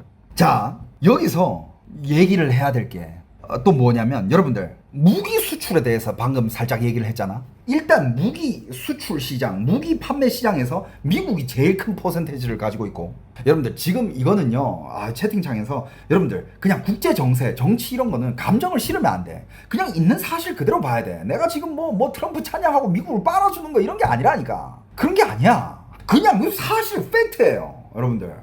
예를 들어서 제가 왜 지금 방금 또 무기 얘기를 꺼냈냐면 여러분들 대한민국도 무기 수출 점유율이 2%인 거 아세요? 세계 무기 수출국 세계 9위권에 있어요. 한국이 2% 점유율을 가지고 있다니까. 근데 여러분들 한국이 지금 뭐 무기를 수출하면서 유럽 쪽에 수출하면서 한국이 엄청 이득을 보고 있는 거 알죠? 이게 여러분들 향후 한국을 또 먹여 살릴 미래 산업이에요. 근데 여러분들 미국 없이 한국이 무기 수출을 할 수 있을 것 같아요? 절대 못해요. 그러니까 예를 들어서 미국이랑 등지고 미국 니 나한테 원하는 거 존나 많네. 야 꺼져. 야 우리 알아서 지금 잘 먹고 잘 살아. 그때 미국이 던질 수 있는 카드가 그냥 아무거나 2개 던져도 한국은 바로 망해요. 예를 들어서 그래? 그러면 니들 무기 수출하지 마. 니들 미국 기술이 들어가 있는 무기 다 수출하지 말고 니들 미국 기술이 들어가 있는 반도체 이런 것들 중국에 수출하지 말고 여기저기 다 수출하지 마. 뭐 이런 것들. 물론 뭐 가능성은 적습니다. 그냥 예를 드는 거예요. 가능성은 적어. 그렇게까지는 안 가겠지. 하지만 반대로 얘기했을 때 미국이랑 등을 안 지고 미국이랑 이렇게 잘 이렇게 손발을 맞춰가지고 한국의 만들 수 있는 무기 시장 점유율을 늘려가잖아요. 미국이 만약에 그걸 밀어주잖아. 그럼 한국의 무기 수출 점유율은 확 올라가요. 지금 차지하는 2%? 야 그거보다 확 올라갈 수 있어. 그렇게 돼 있다니까. 판이 그렇게 돼 있어. 자, 예를 들어서 유럽 나토 국가들만 놓고 보면 한국 존재감은 훨씬 큽니다. 무기 수출에 대해서 2021년부터 2025년 기준 한국은 유럽 나토 국가들이 무기 수입 중 8.6%를 공급한 두 번째급 외부 공급국으로 집계되고 있어요. 즉 전 세계 전체 점유율은 아직 2%대지만 특정 시장에서는 체감 존재감이 훨씬 큰 상태. 근데 만약에 지금 이런 시장을 한국이 정말 힘들게 뚫었잖아. 한국이 가지고 있는 어마어마한 무기는 뭐 K9부터 시작해가지고 근데 그걸 만약에 뭐 미국 입장에서 그거 한국 거 사지 마라. 만약에 미국 입장에서 지금 한국, 중국이랑 같이 가고 있으니까 야 그거 안보 위험 있어. 그 무기에 백도어 달렸을지 누가 알아. 야 한국 무기 사지 마. 이랬을 때 한국이 그 시장은 닫혀버리는 거예요. 그리고 예를 들어서 한국이 독자적으로 만들어낸 무기들 예를 들면 K9 자주포라든지 K10 뭐 장갑차 뭐 일부 탄약 함정 다연장 로켓 이런 것들 그냥 한국이 순수 우리 기술로 만들어내는 이런 것들은 미국이 허락 없이 수출을 할 수 있어. 할 수 있는데 미국산 부품과 기술이 들어간 품목 이런 것들은 이야기가 완전 달라집니다. 이거는 미국이 허락 없이는 제3자에게 이전을 할 수가 없어요. 만약에 이거를 한국이 다른 나라에 팔기 위해서는 사전에 서면 동의가 필요해요. 즉 한국 무기에 미국산 엔진, 항전 장비, 센서, 미사일 인터페이스, 기술 자료가 들어가 있으면 그 무기를 제3국에 파는 과정에서 미국 승인 이슈가 걸릴 수가 있어요. 특히 항공기 쪽은 미국 영향력이 완전 큽니다. 예를 들면 한국의 FA-50 계열은 T-50 개발부터 록히드 마틴과 깊게 연결돼 있었고 미국산 구성품 비중과 기술 연계가 크기 때문에 미국 승인 변수에 더 민감해집니다. 한국이 2025년에 필리핀과 FA-50 추가 계약을 맺을 정도로 수출 경쟁력은 분명히 있지만 만약에 미국이 이걸 불허한다. 한국 지금 중국이랑 같은 편 섰네? 야 그러면 니들 그거 우리 기술 들어간 거 그거 팔지 마. 그러면 한국은 이제 무기 산업을 못해. 그럼 괜찮아 중국이 해주겠지. 중국은 가지고 있는 기술도 없고 중국은 아마 그렇게 하겠지. 아, 그럼 니들 이제 미국이랑 멀어졌으니까 니들 모든 무기 시스템을 중국 걸로 다 설치하자. 그리고 니들은 중국 무기 시스템으로 이제 운영을 해. 이런 식으로 나오겠지. 그러니까 무기 수출 시장에서 한국도 지금 그 수출 시장 점유율을 점점 더 많이 차지해가고 있는데 더 높은 기술들을 가져와가지고 만들어가지고 팔 수 있으면 미국이 밀어줘야 그 더 높은 점유율을 이룰 수 있는 거거든. 근데 미국이 이 시장에 안 끼워준다? 한국은 이 시장에 못 끼어들어요. 특히 여러분들 생각해봐. 옛날에 코로나 전에 일본이 한국을 그 무역 화이트리스트에서 제거했을 때 기억나시죠? 그때 그게 뭐냐? 유일하게 일본에서만 생산 가능했던 다양한 한국이 수입하고 있었던 그런 것들을 함부로 한국한테 이제 수출을 안 하겠다라고 발표했던 거야. 근데 그 몇 가지만 수입을 못해도 한국은 그때 휘청했었잖아. 그때 주가 폭락하고 난리도 아니었잖아. 그때 막 기업 총수들 이재용 회장 막 일본 직접 가고 막 기억나시죠 그때? 근데 여러분들 그때는 중국이랑 러시아가 야 이때다 싶어가지고 한국을 우리 편으로 끌어안으려고 그때 굉장히 힘을 썼었어. 그때 막 일본이랑 한국이 관계가 제일 나쁠 때야. 포토레지스트 뭐 불화수소 뭐 이런 것들 뭐 품목들이 너무 많아가지고 기억은 다 잘 안 나지만 몇몇 되게 중요한 품목들이 있었는데 그때 막 싱가포르에서 뭐 외교관 담화 있을 때 유명한 전명 중에 한 개가 그 중국의 왕이 부장이 와가지고 한국 외교관이랑 중국 외교관이랑 서로 손잡고 같이 화해시키려는 같이 이렇게 서로 화해시키려 하는데 한국이랑 일본 외교관들 서로 막 뿌리치고 막 쳐다보지도 않고 그런 화면이 싱가포르에서 잡혔었어요. 그 되게 유명했습니다. 중국은 뭔가 이때다 싶어가지고 우리 아시아들끼리 뭉쳐야지 이런 그림을 그렸을 것 같아. 그런데 안 됐잖아. 왜 안 됐느냐? 결국에는 중국이랑 러시아는 그런 물건을 가지고 있지 않아요. 제일 쉬운 방법이 뭐야? 한국을 우리 품으로 끌어안을 수 있었던 제일 쉬운 방법이 뭡니까? 일본 니들한테 수출 안 해줘? 그런 품목 없어? 야 중국 우리가 그거 다 가지고 있어. 우리가 수출해줄게. 그랬으면 끝이에요. 그런데 왜 그걸 못해? 중국 그 정도의 기술 없어. 아무도 없어. 러시아에서 야 우리 이거 있는데 야 한국 필요하면 우리 갖다 줄게 써. 근데 한국 입장에서 그걸 딱 봤는데 와 일본이랑 그 기술의 차이가 막 하늘과 땅 차이인 거야. 그래가지고 러시아 것도 필요 없어. 고맙지만 고맙지만 사양할게. 그거 한 개만으로도 한국은 휘청했는데 일본이 그 무역 화이트 리스트에서 제거한 것만으로도 한국이 휘청을 했는데 물론 지금은 더 강해졌겠죠. 하지만 여러분들 바꿔봐봐. 미국이 만약에 이거 한국 중국이랑 너무 가깝게 가는 것 같다. 살짝 제재 들어가자 라고 했을 때 그때 한국이 얼마나 휘청할지는 상상도 하기 싫다. 여러분들 그때 주가 반에 반토막 날걸. 야 코스피 에휴씨 일본이 그거 화이트 리스트에서 제재했을 때 그때 코스피 막 20-30% 빠졌었어. 코스피 역사 한번 봐봐. 그러니까 한국은 진짜 어디랑 같이 가야 살지. 한국은 혼자 가서는 절대 못 살아. 그래 그러면 야 미국도 됐고 중국도 됐고 그냥 우리 알아서 살게. 안 돼. 그 순간 북한 돼요. 한국은 어느 나라든 간에 같이 손잡고 가야 되는 나라예요. 한국은. 그럼 누구랑 손잡을지 답은 뻔해. 그러니까 만약에 한국이 이런 미래 먹거리들을 이런 시장 점유율을 더 높이기 위해서는 그러면 뭐 지금 이런 상황도 있어. 봐봐. 이런 기사 나오는 거 여러분들 봤을 거예요. 미국이 지금 무기가 부족하다. 너무 많이 쏟아부었다. 이제 체력이 딸린다. 근데 제 생각에는 또 여러 전문가들의 의견을 봤을 때 그거는 완전 말도 안 되는 기사고 미국은 전혀 체력이 딸리지 않습니다. 미국은 지금 전투력이 부족하다. 이게 아니라 이게 패트리엇, 사드, SM-3 같은 고급 요격 미사일과 일부 정밀 유도탄을 이거를 이거 너무 많이 쓰는 게 살짝 좀 마음에 걸린다 정도지. 지금 이제 더 이상 이란 때릴 체력이 안 돼. 이게 아니라니까. 그리고 여러분들 미국은요 지금 국방에 얼마나 많은 돈을 투자를 하고 있냐면 그러니까 1위부터 10위까지 그 국방 예산이 있어요. 1위가 당연히 미국이야. 근데 제가 알기로는 2위부터 10위까지 다 합쳐도 미국한테 안 돼요. 그리고 요번 2026년 1월에 미국 국방부와 로키드 마틴이 계약을 합니다. 뭘 했느냐? 여러분들 지금 우리가 말하고 있는 미국이 많이 쓰고 있는 그 고급 비싼 미사일들 있잖아. 비싼 미사일들을 예를 들어서 팩3? 저도 이건 잘은 모릅니다만 PAC3라고 있는데 이게 원래 연 600 600기 수준의 생산 능력을 가지고 있었대요. 근데 이거 2026년에 2000기로 늘린답니다. 여러분들 600기에서 2000기야. 그리고 사드 연 96기였는데 연 400기로 늘린대요. 여러분들 이란이 미사일이 많을까? 미국이 미사일이 많을까? 아, 미국이 지금 이란을 상대로 지금 체력이 딸린다. 말 같지도 않은 소리 하지 말라 그래. 언론이 너무 선동이 심해. 진짜 유튜버들이 악이네. 여러분들 요즘 한국의 뉴스들 진짜 썸네일 정한 거 보잖아. 유튜버야 걔네들. 걔네들 공중파 뉴스가 아니에요. 썸네일 어그로 장난 아니야. 진짜 유튜버들보다 더 잘해. 물론 오늘 제가 한 얘기들도 다 정답은 아닐 수가 있어요. 아까도 얘기했지만.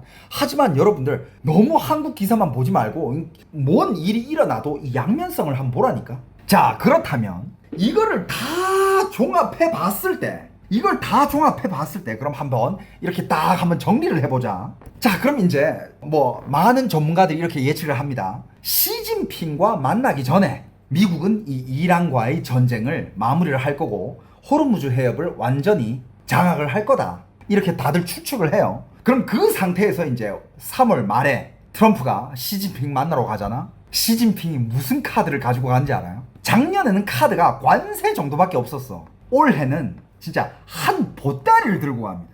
무슨 카드가 있는지 우리 한번 봅시다. 자, 일단 미국이 작년에 중국과 무역 전쟁 끝난 후에 지금까지 정말 많은 카드를 준비를 했습니다. 그 중에서 대표적인 거 몇 개. 일단 뭐 대만, 아까도 얘기했지만 대만 카드가 있습니다. 미국은 140억 달러 규모의 대만 무기 패키지를 트럼프 승인 대기 상태로 두고 있습니다. 아직 승인 안 했어요. 이거는 중국 방문 이후 이거는 협상 카드로 무조건 쓸 수 있죠. 일단 트럼프 입장에서는 허가를 안 내줘.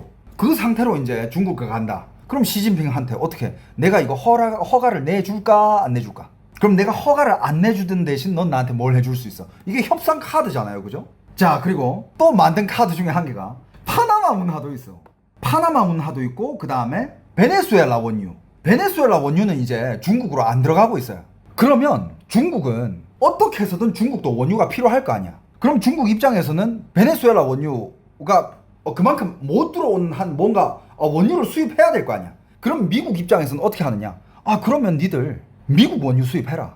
중국은 지금 기름이 없으면, 오일이 없으면 뭘 못해요. 중국이 지금 비축돼 있는 오일로 대략 한 100일 정도 버틸 수 있다고 합니다. 100일. 근데 지금 뭐 이란도 끊겼고 베네수엘라도 끊겼고 지금 그걸 비축돼 있는 걸 어느 정도 쓰고 있겠지? 아직 며칠 남았을까? 러시아 원유는 여러분들 검색해보면 다 나옵니다. 진짜 러시아 원유 가지고만으로는 중국이 그걸로 부족해요. 러시아 원유만으로는 그게 한계가 있어. 하루에 그렇게 많이 못 줘요. 그러니까 지금 미국은 에너지, 해상, 물류, 제재 이런 거를 하나의 묶음 카드로 쓰는 구조를 만들고 있고 호르무즈로 중동 리스크를 키우고 파나마에서 중국의 물류 거점을 흔들고 베네수엘라 원유는 필요하면 열고 이란 원유는 중국 향하는 통로를 조이고 이거는 단순히 석유 문제가 아니라 중국의 공급망, 물류망, 에너지 안보를 동시에 건드리는 협상 카드예요. 그러니까 지금 이것만 해도 몇 개야? 대만, 호르무즈 해협, 파나마 운하, 베네수엘라, 이란 이것만 해도 카드 5개야. 그러니까 여러분들 작년 연말부터 미국 군인들 랍스타랑 스테이크 먹여가지고 이 짧은 몇 달 안에 확보한 중국과의 압박 카드만 몇 개야. 그리고 또 미국이 가지고 있는 강력한 협상 카드 뭐 있습니까? 반도체, 엔비디아의 AI 칩부터 한국의 HBM 메모리 이런 것들 다 미국이 대중국 수출을 강하게 통제할 수 있는 카드들이에요. 그리고 수많은 그런 유럽에서도 생산되고 있는 그런 칩 관련, 반도체 관련 장비들 이런 것들도 미국이 그 못 팔게 하면 못 팔잖아. 중국 그거 못 사들이고 이런 것도 제재 카드가 될 수 있고. 일단 미국이 가지고 있는 반도체에서의 2가지 통제가 있습니다. 한 개는 입구 통제라는 건데 누가 어떤 장비, 어떤 기술, 어떤 소프트웨어를 써서 첨단 반도체를 만들 수 있는지 미국 규제가 큰 영향을 일단 주고요. 그리고 BIS는 미국 수출 관리 규정 적용 범위를 역외 재수출과 외국산 품목까지 넓게 잡고 있고 이 때문에 미국 밖 기업들도 미국 통제를 피하기 어려운 상태예요. 또 다른 한계는 출구 통제라는 건데 힘들게 만든 칩이나 메모리를 어디에 팔 수 있는지 특히 중국에 팔 수 있는지는 미국이 막강하게 좌우하죠. 엔비디아 H200 이 사례가 그걸 가장 적나라하게 보여주고 한국의 HBM도 중국 AI 고객에게 들어가는 부분은 비슷한 압박을 받습니다. 이것도 미국이 가지고 있는 막강한 카드고 거의 뭐 초강력 카드 중에 한 개죠. 그리고 또 이런 카드가 있습니다. 진짜 이런 카드들이 다 이제 뭐 전문가들 여러 전문가들이 축축하던 카드인데 작년에는 진짜 그냥 뭐 무식하게 관세로 막 밀어붙이고 안 되다가 그냥 휴전했는데 이번에는 상황이 많이 달라졌다. 그 카드 중에 또 뭐가 있냐면 달러 결제망과 2차 제재 카드. 이게 굉장히 무서운 카드 중에 한 개인 게 미국은 2월 25일에도 이란의 석유 판매, 미사일 무기 생산을 도운 개인, 기업, 선박 30여 곳을 추가 제재했고 작년엔 러시아 제재 과정에서 중국, 아랍에미레이트, 터키, 은행들이 미국의 2차 제재 가능성을 의식해 결제 심사를 크게 강화한 사례가 있었죠. 즉 중국 본토 대형 은행을 바로 치지 않더라도 중국의 정유사, 트레이더, 해운사, 중소금융기관이 이란 러시아 거래를 계속하기 어렵게 만드는 방식. 이거는 이미 검증된 압박 수단이라고 합니다. 이거는 뉴스 헤드라인에서는 전쟁 카드처럼 보이진 않지만 실제로는 중국 기업들에게 훨씬 직접적인 통증을 안겨주는 카드예요. 그리고 또 이게 뭐가 있냐면 중국의 대미 구매 카드, 특히 보행기. 아니 중국도 비행기로 뭐 항공시장 이거는 잡아야 될 거 아니야. 그럼 중국도 보행기가 필요한데 왜 엔진 없으면 중국 혼자 못 만드는데 그럼 그것도 사야 되고. 그리고 미국 입장에서는 당연히 정치적 뭔가 이 입지 이런 걸 위해서 농산물과 에너지 에너지는 뭐 아까부터 얘기가 계속 나왔고 농산물도 사라 해야 되고 중국이 난 니들 농산물 안 살래.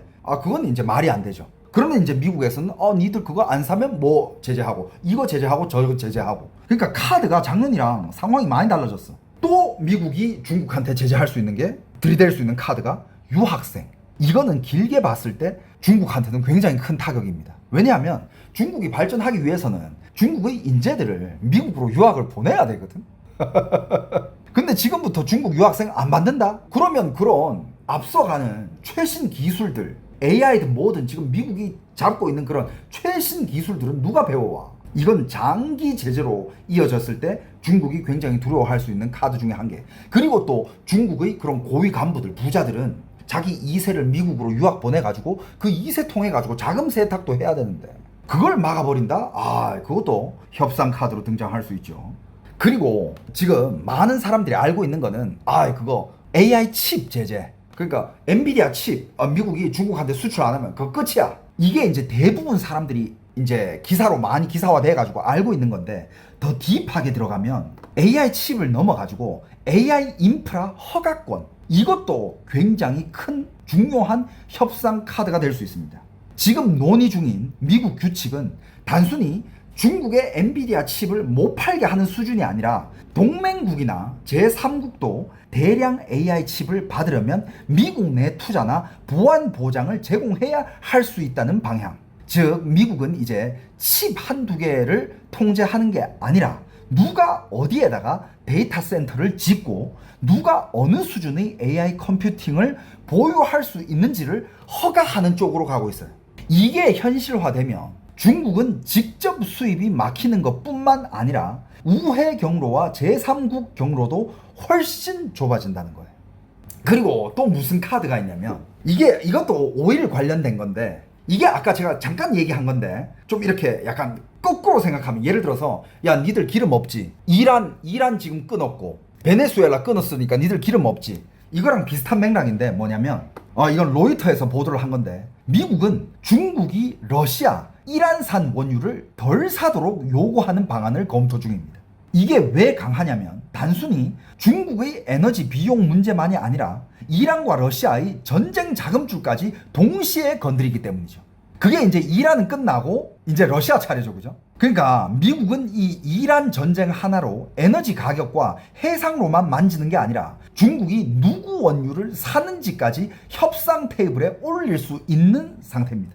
그리고 또 미국이 들이댈 수 있는 카드 중에 한 개가 이거는 이제 중국을 지속적으로 계속 괴롭힐 수 있는 카드 중에 한 개인데 관세보다 이게 더 효과적일 수 있다라고 합니다. 그게 뭐냐면 중국의 과잉 생산과 강제 노동을 엮는 새로운 조사 카드입니다. 이게 왜 무서울 수 있냐면 한 번 프레임이 씌워지면 단순 세율 문제가 아니라 중국산 전기차, 배터리, 철강, 태양광, 섬유, 핵심 광물, 가공품 전반이 불공정 공급이라는 이미지로 묶일 수 있기 때문이고 미국은 중국 등의 과잉 생산과 강제 노동 관련 섹션 301 조사를 시작했고 중국은 바로 여기에 대해서 바로 반발을 했었죠. 이 카드는 향후 협상에서 관세를 낮춰줄 테니 구조 조정, 수입 확대, 산업 보조, 축소를 내놔라 식으로 활용이 될 수 있다는 거죠. 여기까지만 얘기해도 지금 작년이랑 비교했을 때 작년 연말부터 요 3월까지 몇 개월입니까? 랍스타와 스테이크를 100억 원어치 군인들을 먹였다라는 게 작년 10월 달이에요. 이 5개월 동안 미국이 준비한 카드는 이게 몇 개야 이미. 그래서 지금 많은 평론가들은 물론 뭐 아까도 얘기했지만 지금 트럼프 욕하고 있고 전쟁 준비도 안 됐는데 뭔 지랄 하고 있는 거냐 이렇게 욕하는 평론가들도 많지만 지금 일부분의 혹은 많은 전문가들은 지금 트럼프 이거 칼 갈았다.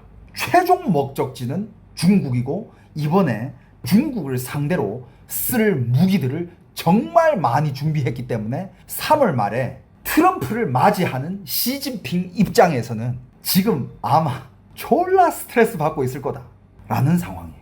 이런 인사이트도 있다라는 겁니다. 제가 지금 말하는 게 오늘 제가 말한 게 다 정답이다라는 거는 절대 아니에요. 하지만 이런 인사이트도 있다라는 거를 여러분들이 알았으면 좋겠어. 맨날 뭐 이상한 한국 뉴스들 와 진짜 한국 뉴스들 보면 지금 미국 망하기 일보 직전이야.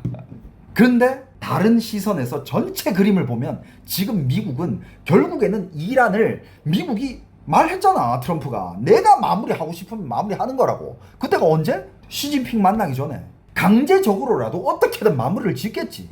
지어가지고 딱 시진핑 만나러 가겠지. 카드 한 보따리 가지고. 지금 제가 얘기한 것만 대충 나열해도 카드 한 10개 가까이 되지 않나? 이거 딱 가지고 가가지고 자 협상해보자. 작년이랑 상황은 완전 달라졌어요. 여러분들 지금 미국의 전략 비축 오일이 얼마인지 알아요? 그걸 SPR이라고 하던데 그게 4.15억 배럴을 가지고 있어요.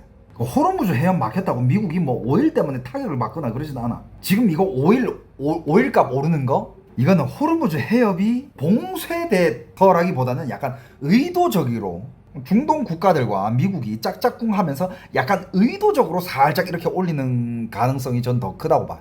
제가 지금 봤을 때는 미국은 자신만만하고 쫄고 있는 건 중국이야.